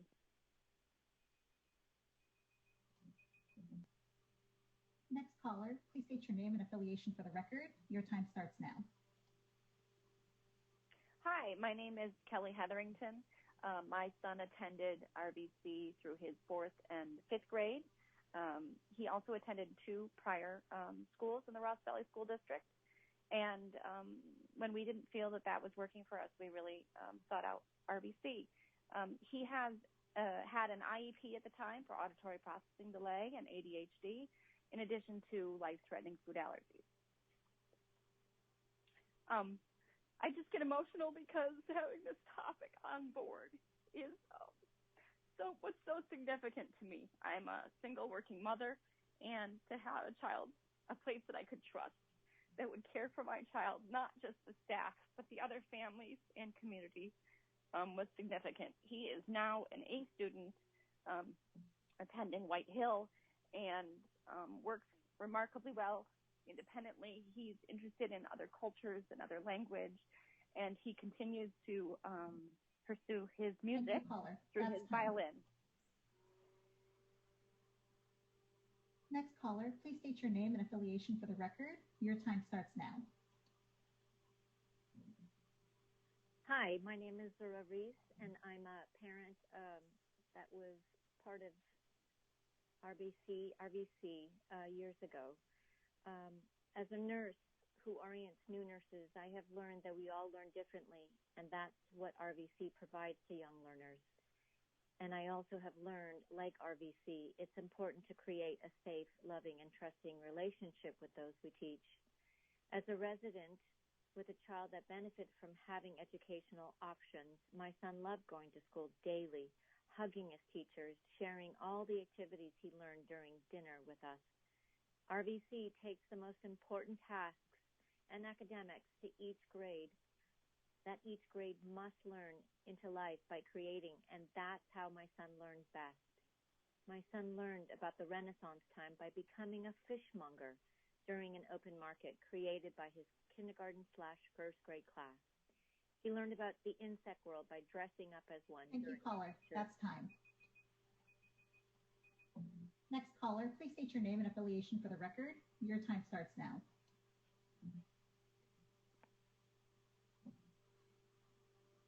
Hi, my name is Lisa Hamilton, and I am a current parent at RVC. I want to highlight our school's resilience and flexibility whenever we meet a new challenge. One example is during the pandemic, our school community came together and said, how can we reopen safely? Ultimately, we let the teachers lead, designing a reopening plan that allowed them to feel safe so they, in turn, could accommodate the needs of our students, especially those with the greatest needs. A central part of that plan was to have school outdoors, and so every weekend day and many weekdays for 4 months, there were parents out there on campus bringing in big machinery and just their sheer muscle, transforming this barren blacktop into a usable set of classrooms. And we now have students back on campus 2 days a week, or for those with the greatest need, 4 days a week, while still accommodating those students who are staying at home full time. Thank you, caller. That's time. Next caller, please state your name and affiliation for the record. Your time starts now. Hi, my name is Victoria Canby, and I've worked in schools throughout Marin County for the last 20 years. And every school has their strengths, but when it came time to choose for our son, RVC stood out.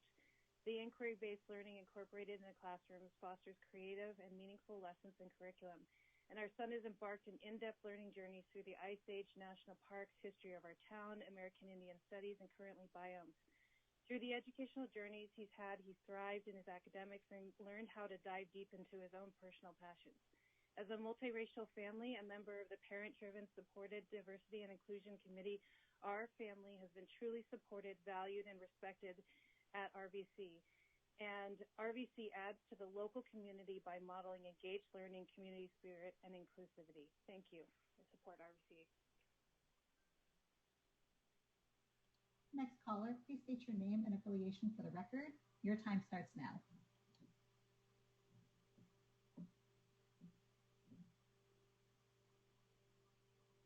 Good morning, caller. The line is unmuted.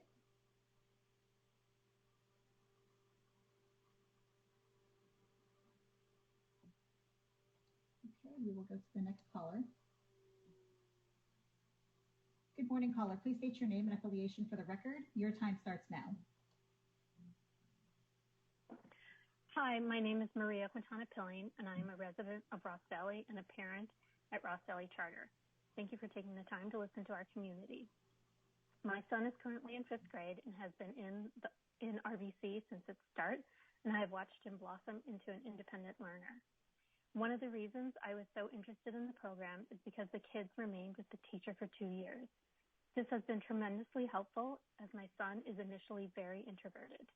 He is in 5th grade now, and I would say that his 1st, 3rd, and 5th year have been his best because he was comfortable with the teacher and the teacher understood his strengths and supported him. He has embraced taking the leadership role in his 2nd year with each teacher, and this has done so much to boost his confidence and independent thinking. I strongly support the renewal of RVC's charter. Thank you. Next caller, please state your name and affiliation for the record. Your time starts now. Hi, my name is Meryl Machino, and there are actually 2 people in our household that would like to make comment. Can you hear me? Yes, we will allow you 2 minutes for your time. Your time starts now for the first caller. Thank you. I'd just like to start. My name is Meryl Machino. I'm the parent of a current student and an RVC graduate. I noticed in the district's presentation they mentioned they've been doing equity work for the last 4 years, and I noticed that coincides with RVC's launch. In that way, it's really been wonderful to see the impact that RVC's prioritization of diversity and inclusion has had on our entire community. In that way, a rising tide really does lift all boats. We have 2 wiggly, creative, inquisitive boys who always want to chime in with their own ideas. Joining RVC made a huge difference for our kids. They leapt ahead academically because they were in an environment that encourages creative thinking, but they also learned social and emotional skills to help them self-regulate. Our family is very grateful to have the ability to choose the public school with the best environment for our children. In our district, RVC provides that environment and that choice.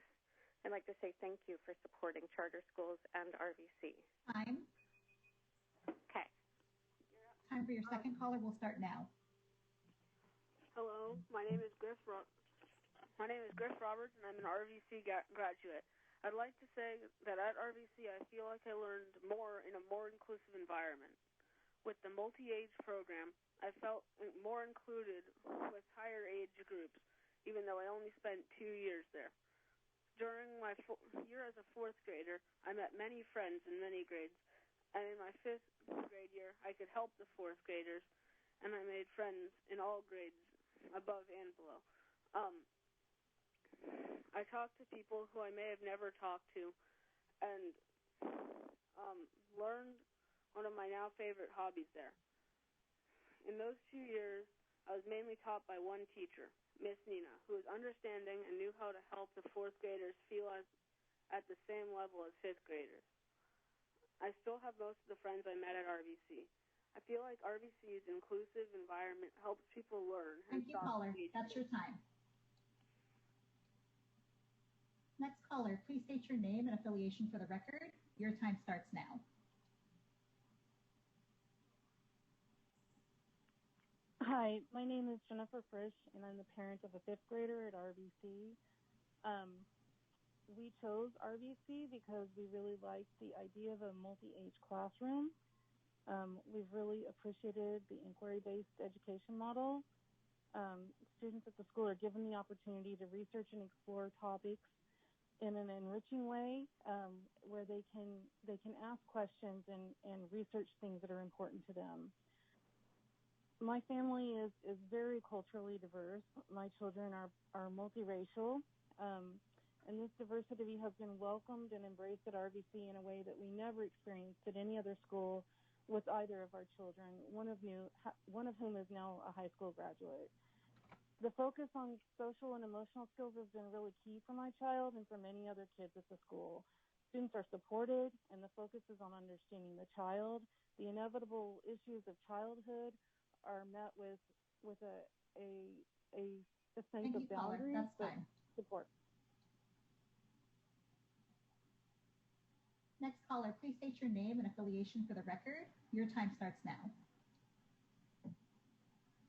My name is Zoe Soleil, and I'm a former Ross Valley Charter School student. At RVC, everything done in class was made for students to grow their minds. There were always ways to create challenges or remove obstacles depending on each student's work stamina. It wasn't only names and dates, it was stories and times of change. When you walk onto the RVC campus, the walls aren't just covered in red circled A's, but are colored by the brilliance of the children's creations and all their stories to share. In English, you aren't just asked to put pen to paper, you're invited to travel with the ink, to share and to think. My best takeaway from this school was the connections I made. Even as a 7th grader, even as I explore and write about the suffragists in the early 1900s, and even as I run my small business as an artist on the daily, I find myself turning to my teachers from RVC to seek advice, edits, and different perspectives. When you have a teacher at RVC, you have a teacher for life, because at the Ross Valley Charter School, curiosity is empowered. I'm a biracial student. Please keep it open.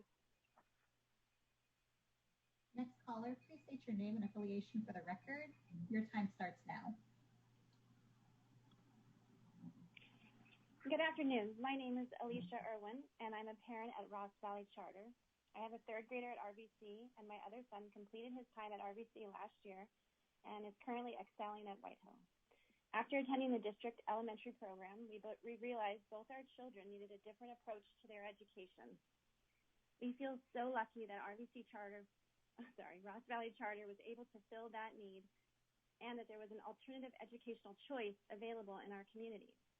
The teachers and staff are amazing and engaged and in tune with the individual needs of both my children. In addition, we are grateful for the diverse mix of students at RVC. We feel that learning and playing in such an inclusive environment is an invaluable experience to be able to give our children. I strongly support the renewal of the Ross Valley Charter. Thank you for listening. Next caller, please state your name and affiliation for the record. Your time starts now.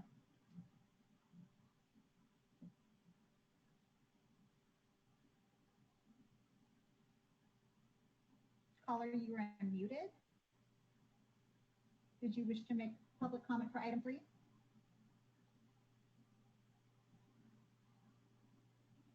Okay, we will go to the next caller. Good morning, caller. Please state your name and affiliation for the record. Your time starts now. This is Eric Premack with the Charter Schools Development Center in support of the department's recommendation to grant the charter.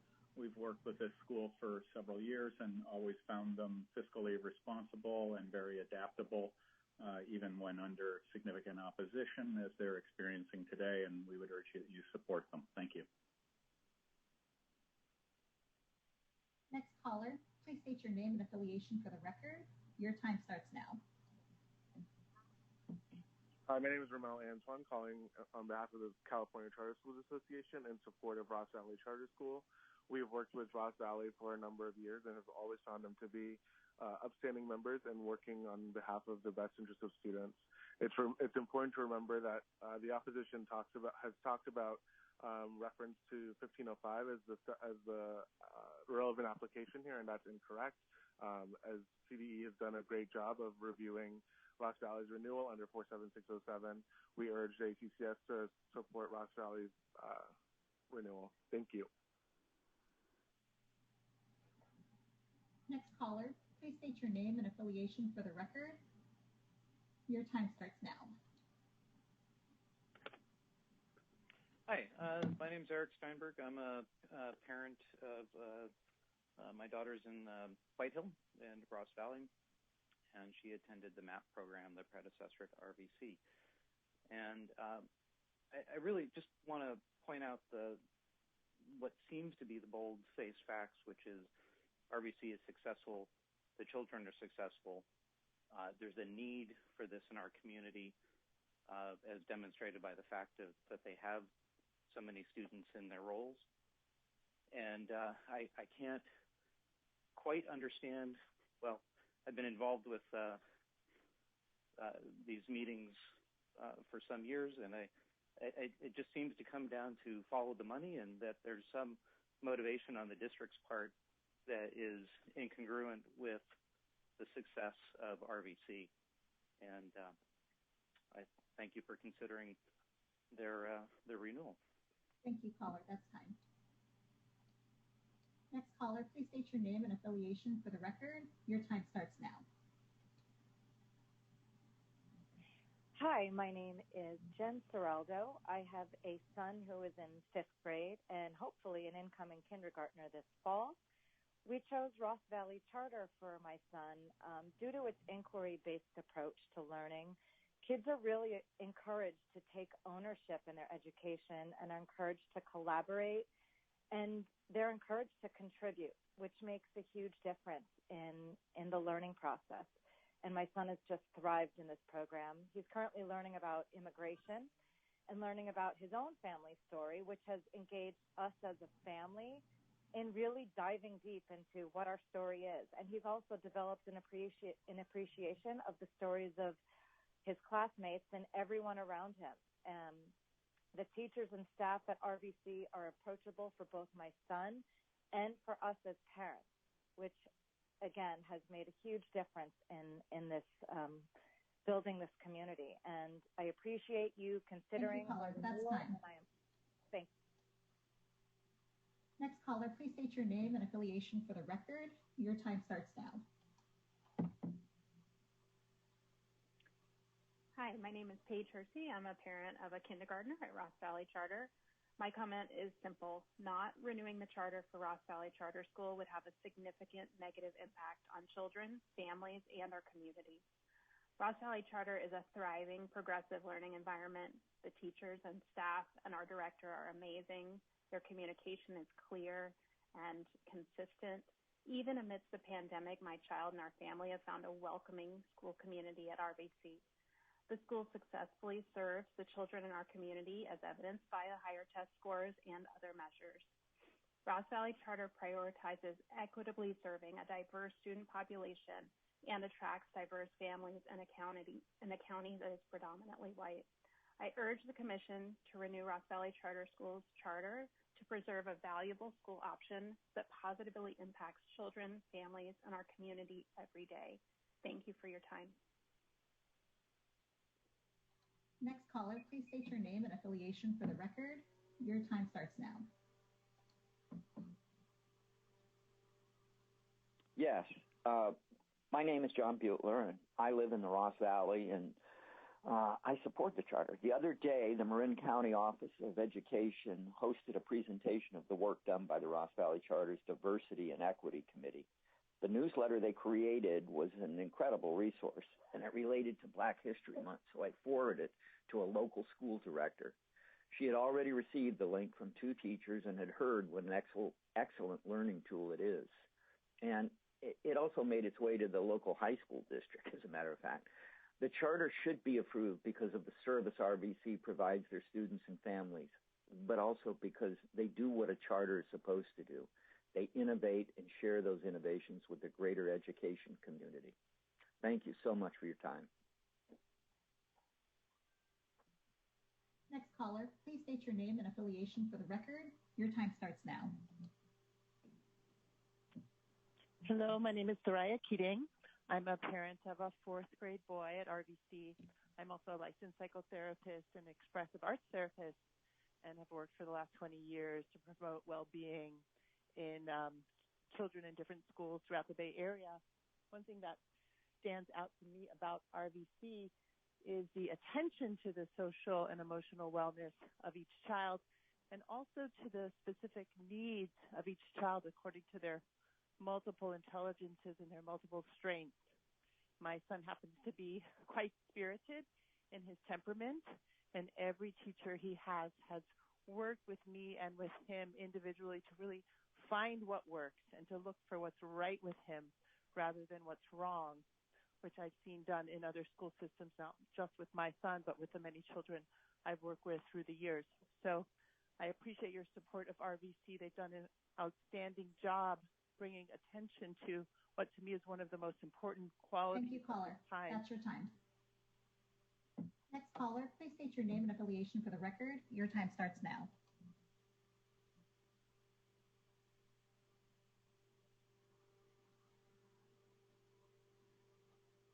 Caller at 415-994. Did you wish to make a public comment?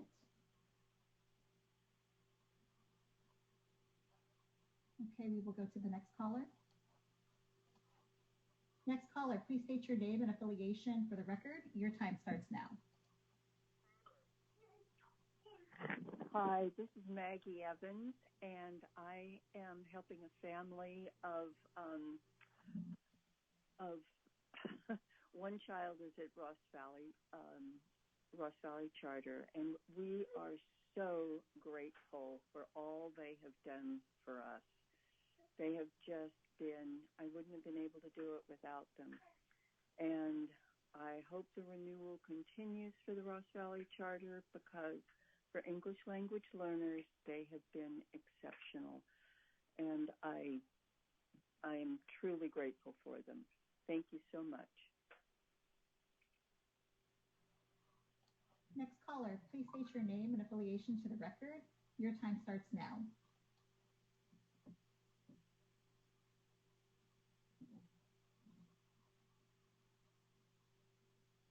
Caller with the number ending in 0785. If you wish to make a public comment for item 3, your time starts now.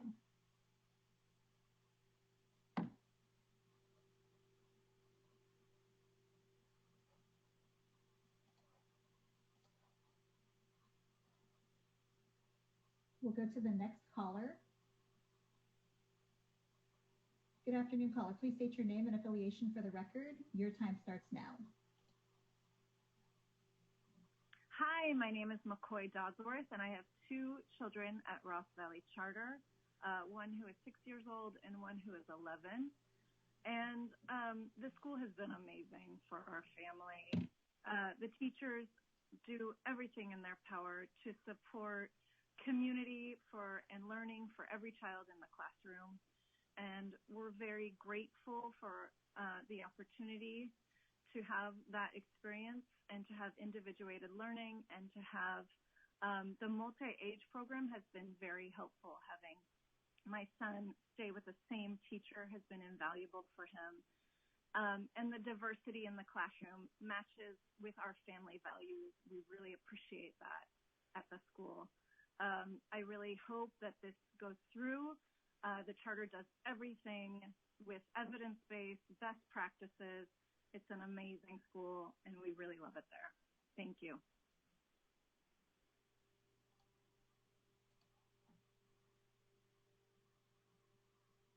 Next caller, please state your name and affiliation for the record. Your time starts now.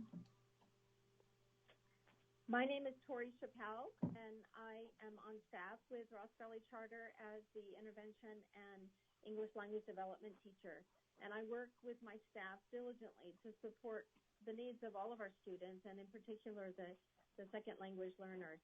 I worked through the summer and continue to work on the weekends and setting up learning picnics in parking lots in the time before we were back in person, and also for families who are not going back in person.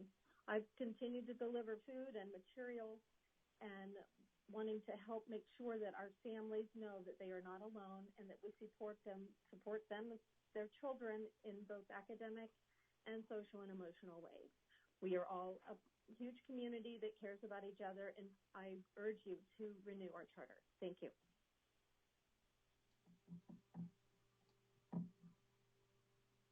That concludes our public comment at this time, Commissioner. There are no additional callers in the queue.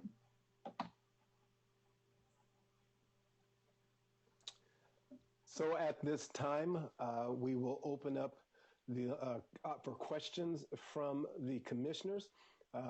You can ask questions of either the charter program or the district. Again, if you have substantive questions, this is the time. So, is there any commissioner who would like to start with a question? Commissioner Garbalino-Mejica. Gail. Thank you. I have questions for the charter school, if I could. Do I just start asking? I'm assuming they're still on as panelists. Yes, I believe so. Okay. So you applied for a PPP loan, and you just recently received confirmation that that PPP loan has been forgiven in its entirety? I see a nod shaking. Correct. Oh, thank you. I'm Con Hickey. I'm the business official, voluntary business official for the school. Okay, so and CDE has a copy of that loan forgiveness, correct? Correct. Okay, and actually, I have a follow-up question for you. You were in paid status with the charter school up until November of 2019. Incorrect. Oh. I've never been on paid status with the charter school. I've been a volunteer. I was involved in the founding. I've been a volunteer for the whole time. So let's go ahead and get to know that a little bit better, because it says in some of the district's findings that you resigned your CBO position November of 2019. Is that incorrect? No, that's correct. It was a volunteer position, though. It was not a paid position. So you never received payment from Ross Valley Charter School? Correct. Okay, and still to this day don't receive payment from them? Correct. Okay. All right, that's all the questions I have right now. All right, thank you. And then I believe, Erica, I saw your hand. Did you have questions at this time? I actually think it's more for deliberation when we all deliberate. I don't actually think it's questions. Okay, thank you. And at this time, we're only taking questions from the commissioners. So I see a hand from the district. So I'll go through with all of the commissioners at this time. So Commissioner Sever, you're on mute. For Mr. Hickey, are you on the board? No, I'm not. Have you? And I'm not an officer either. Okay. Have you ever been on the board? I was on the board. I was on the founding board when we incorporated. How long ago was that? 2014. Okay. And the minute we were approved by the SBE in January of 2016, I resigned my position on the board because then we were subject to the Brown Act, and as a treasurer and one of the kind of getting going person, I needed the ability to talk to all the board members, and there was no need for me to be on the board. So I haven't been on the board since January of 2016. All right, but the school district does contract with an organization that you work for. The charter school does, yes. Okay. That I now work for part-time. Okay. All right. Okay, just wanted to clarify that. Perfect. And for the district, I did have a question regarding, I looked on the California dashboard, and the data between the charter school and your district was actually semi-comparable. What were you talking about that their achievement was significantly less? That was mentioned in your documents. I didn't see any specific data to support that. Can the district respond to that? Sure, I'll respond. We looked at the CASP data. So we went to the CASP website and we looked at the data on the CASP website. And when you go beneath the overall data and the tables, we included as an attachment in our report. So you have all the tables that we worked on, and all of the charts that are in there as well is directly off of the CDE's CASP website data. And what I was mentioning was when you disaggregate the data by the subgroup pupils, their subgroup pupils are significantly lower performance. So there's also a sheet in there that was directly copied and pasted from the tables in the CDE's report. and then those subgroup performances at all of the schools and the district were also compared to the subgroups of RVC's data. Okay.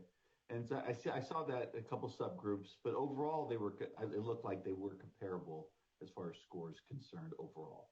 I guess if you dove down to the subgroups, you would find some irregularities.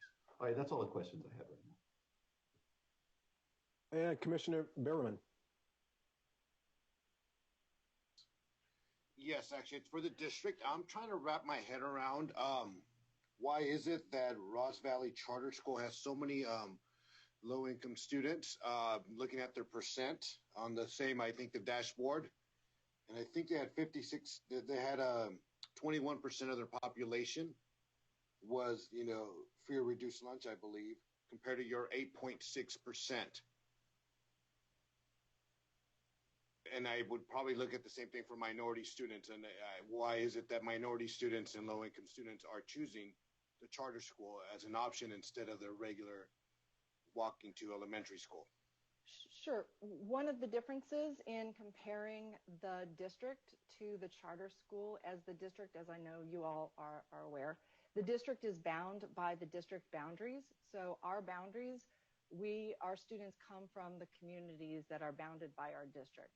The charter school, like many other charter schools, don't have those same boundaries, and so many of their students come from outside of our district boundaries. So if you're going to be comparing, as was noted, if you're comparing their demographics, they've got a fairly significant proportion of students from other school districts outside of our boundaries. So demographically, it's not quite an apples-to-apples comparison.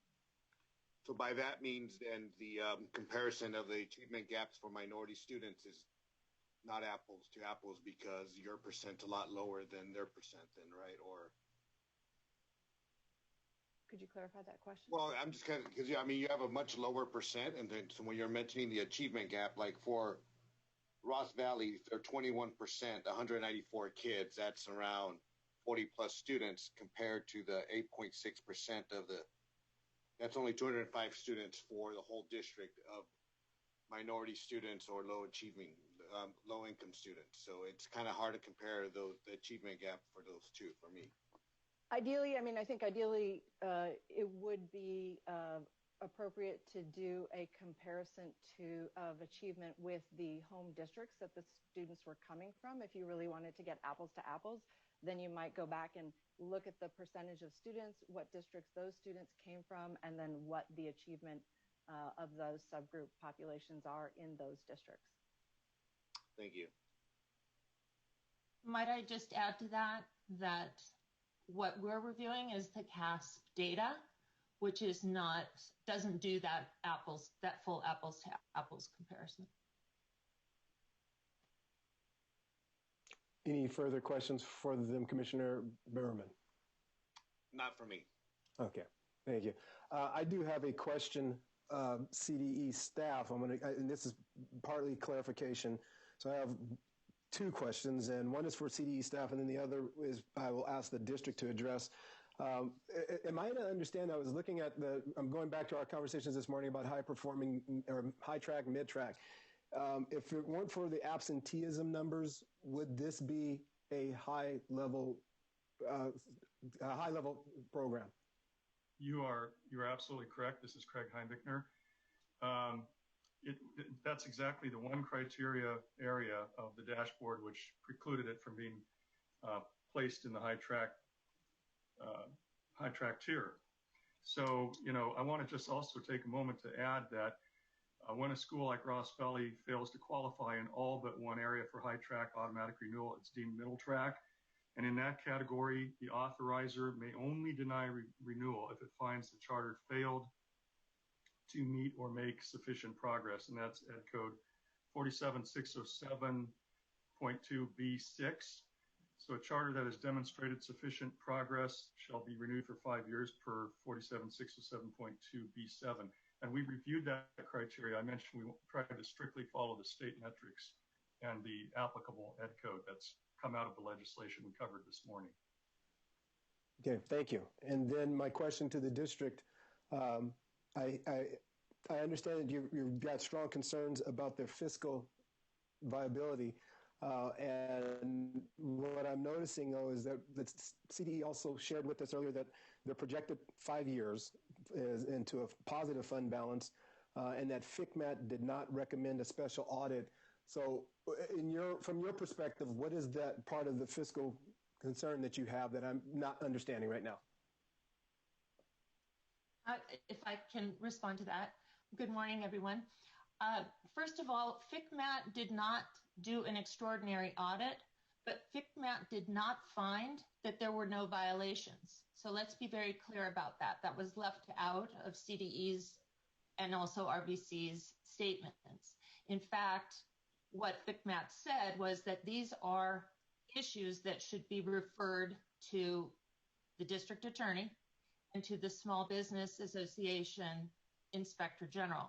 And investigations are pending with those two entities. So I want to be clear about that. And then I want to take this opportunity because we've heard that that there has been forgiveness of the PPP loan. That's actually not correct. The letter that was provided is from the bank that processed the loan, but forgiveness does not occur until the Small Business Association grants forgiveness. So the West America letter does not reference a full forgiveness of the loan. Thank you. And those were the questions that I had. So Commissioner Jones. Thank you. Okay, so going back, I just need a couple of things clarified because it does seem that the district brought up both fiscal and governance issues. So I guess my question would go back to the CDE is if you could just walk me through simple, like what has the oversight been around fiscal and governance issues? Sure, thank you for that question. We have a very rigorous ongoing process throughout the duration of a school's authorization with the state board. It is then sent for oversight to the California Department of Education side to our office, Oversight and Technical Assistance, in which we not only conduct an annual site visit with stakeholders from state board to the financial office, business office, HR, teachers, administrators, parents, do classroom observations, go through all their records. That's just this annual site visit. In addition to that, there are monthly reviews of attendance, enrollment. We review their interims, their P1, P2. We go over their annual independent audit. We look at 20-year new and expanding charter criteria if that applies. And we have monthly calls. Our consultants go over that work through that work. We go over everything from changes in governance, changes in the program, if that applies, changes in teacher credentialing, and that's reviewed regularly, by the way. We go through an exhaustive process, and that's been going on since the beginning of this particular charter. It's no different. We do follow a very rigorous process for oversight in this office. Thank you. My follow-up question, and it probably is going back to the CDE also. And this is just where I'm confused. So because there's been mentions of 1505 and then not mentions of 1505, right? And then we're in a situation where this renewal went back to the district, but the district is not the current authorizer, correct? It's currently the state authorized. But that is standard when it comes up for reauthorization that they first go to the district and then they can go straight to us. Okay. Okay, thank you. You're welcome. Okay, I have in this order Commissioner Garbalino Mejica, Commissioner Sever, and then Commissioner Austin. So if I got that wrong, just pass on it. I'm going to wait and make my comments during deliberations. Thank you. Commissioner Sever, did you have a question? No, I'll wait. All right, and then Commissioner Austin. Yeah, thank you. So CDE, did you guys ever issue any letters of cure to the charter school? No, we did not. Did you ever have any issues with the charter school under your oversight? We didn't have issues that we would have written them up for in a annual letter that states if they're in compliance or not in compliance. We did not have that. No. And then just confirming what you said earlier, there was never any fiscal concerns that you guys had. No. And we review their budget, we review their updates, review their first and second interim. We do all of that. So we did not have any. Thank you very much. Are there any final questions of either the district, the charter, or the California Department of Ed? All right. So at this time, I'm sorry, Ms. Evans, this is an opportunity for the commissioners to ask questions. We won't be offering any rebuttals. I'm sorry. I understand. I wanted the opportunity to respond to the same questions. Okay. Which question would you like to respond to? Regarding the CDE oversight, I will say that as part of this process, we asked CDE to provide all of their oversight documents. This was part of our due diligence as being designated as a charter authorizer for purposes of the renewal. And that kind of oversight documentation that is reflected in Mr. Heimbichner's comments were not part of what was provided to the district. We did not have the audits that are referred to, et cetera, balance sheets and that kind of information. I also would like to take this opportunity to respond to the comment about the review of this process. This is an appeal that is not like former appeals. This is an appeal under 1505. And part of 1505 is 47607 and 47607.2. And we were charged as the authorizer, becoming the authorizer, to process this charter under those two provisions. That included the notice of violation that was issued and the response and the ultimate decision to deny the charter under 47607.2. So I wanted to make that point here. There is not a de novo review mentioned anywhere in 47607.2. Thank you. Thank you. At this time, I'm going to ask for the commissioners for deliberation. I'll entertain a motion at any time during the deliberation if you care to share one. Otherwise, this is an opportunity for us to deliberate. So any commissioners would like to go first? I move staff's recommendation to approve Ross Valley Charter School. I have a motion from Commissioner Garbellino-Mujica. Is there a second? I will second that. A second from Commissioner Sever. Open for deliberation. So comments from the commissioners.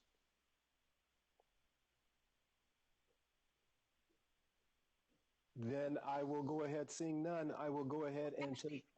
I'm sorry, I raised my hand. I had. Okay, I'm sorry.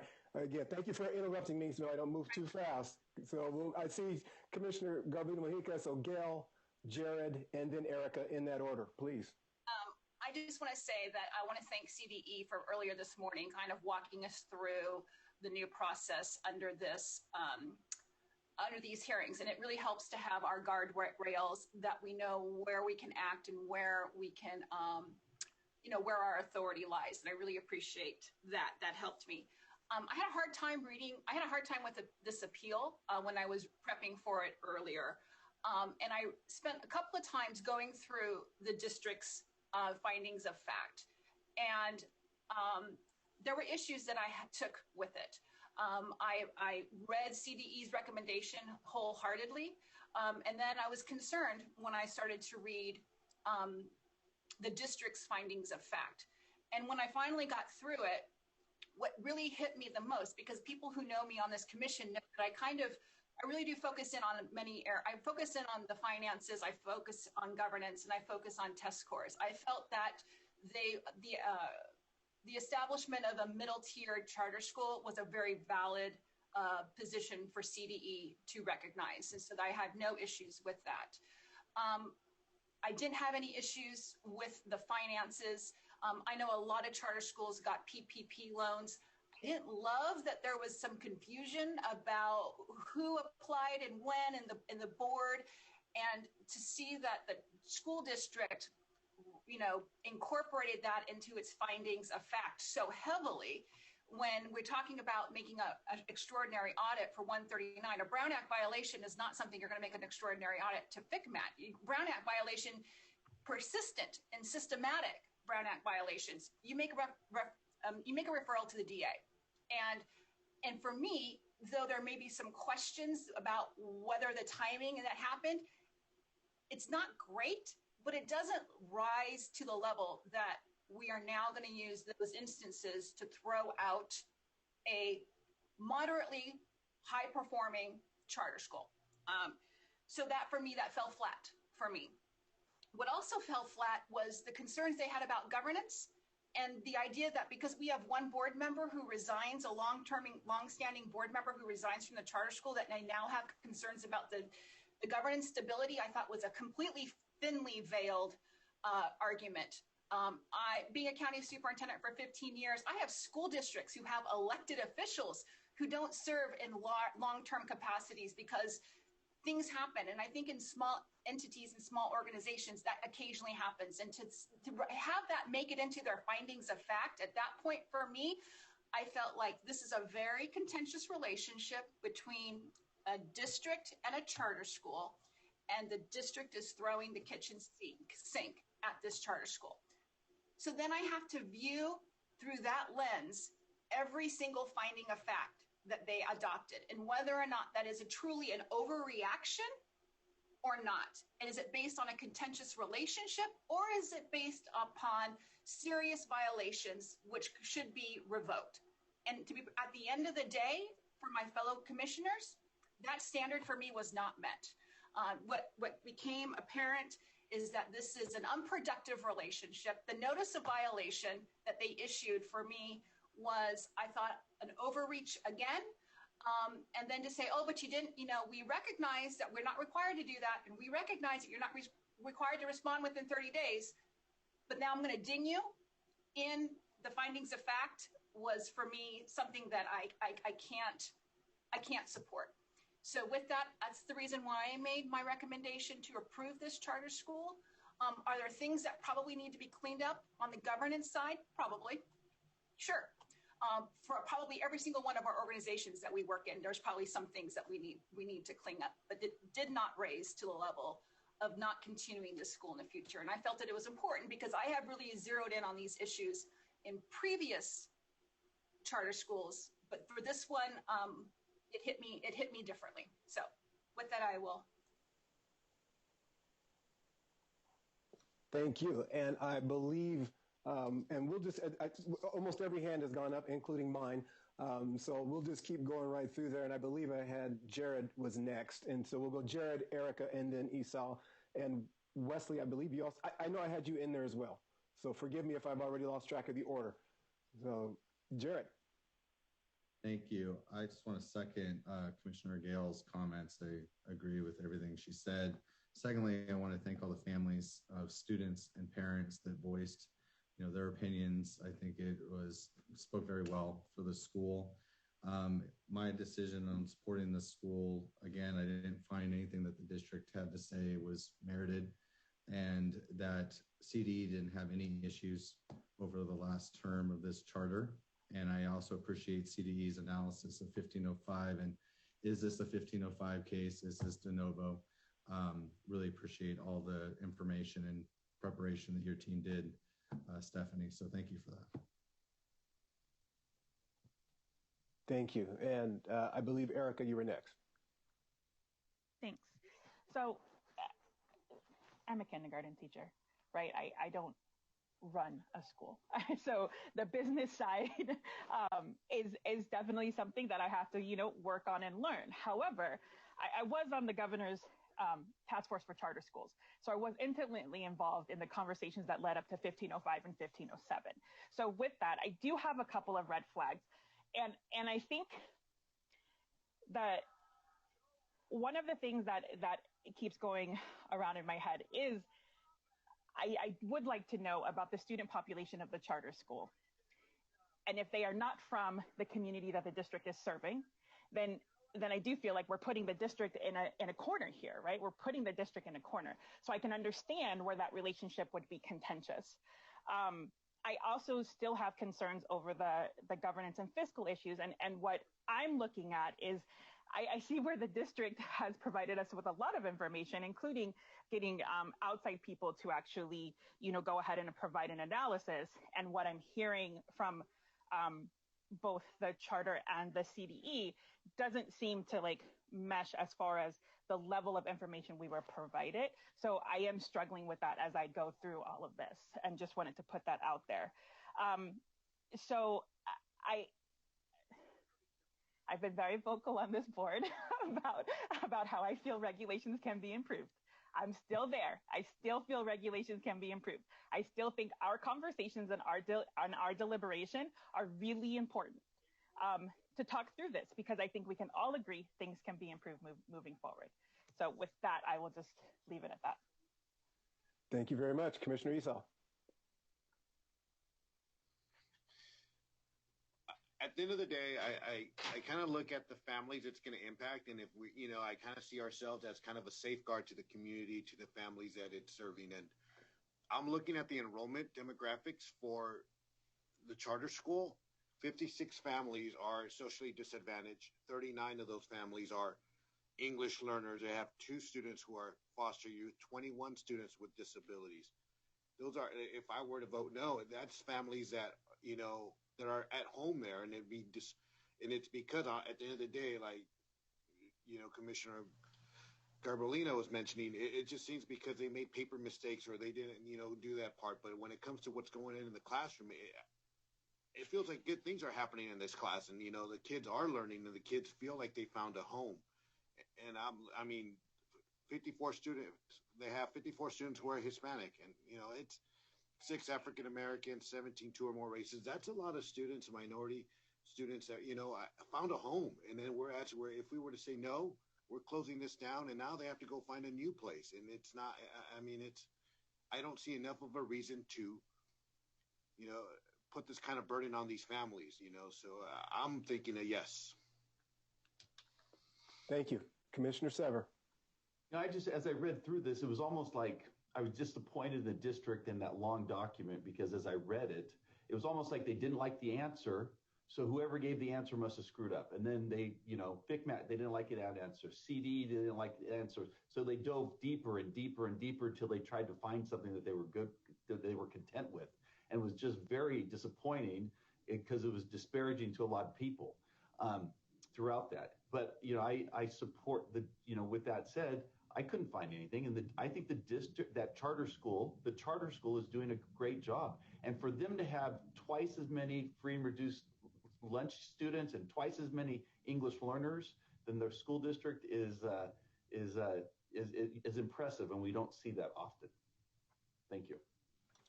Thank you. I'll also chime in here is that for me, as I look at this, equity is a big part of the conversation for me as a school board member now. And when I look at as Commissioner Sever was just explaining, the notion of the equity work that they're doing in terms of the African-American population, their Hispanic population, and they're finding growth in spite of a high absenteeism. And that, for me, that in itself is remarkable, that they're somehow having an impact on the students, that they're still growing even with the challenges in being consistent with their with being at the school. And so for me, I'm in favor of the recommendation also, and finding it very troubling that anybody would go after them that way, especially hearing everything from the parents and just knowing that if it weren't for the absenteeism, this wouldn't even be a conversation. I'm very comfortable with the recommendation. So unless there are any more comments from or deliberation from the body, I will go ahead and do a roll call vote. Okay, so I'll take a roll call, and I'll start with my name. And for me, it is a yes to, again, the motion is recommended to approve the CDE recommendation for renewal. My vote is yes. Matt Taylor? Yes. Wes Sever? Yes. Erica Jones? No. Gail Garbolino Mojica? Yes. Andrea Fazell? Yes. Excuse me, Andrea Fazell. Stephanie Farland? Yes. Esau Berryman? Yes. Jared Alston? Yes. Motion passes. Did we ask Matt Taylor to vote? Yes, we did. Oh, okay. And Matt voted yes. I voted yes. Thank you for checking on me, though, just the same. And with that, ladies and gentlemen, that is our meeting. Thank you very much, all of you, for keeping me on focus and moving us through. Appreciate all your comments and questions. And we are hereby adjourned. Have a fantastic and safe weekend, everyone. So great to meet everyone. Thank you.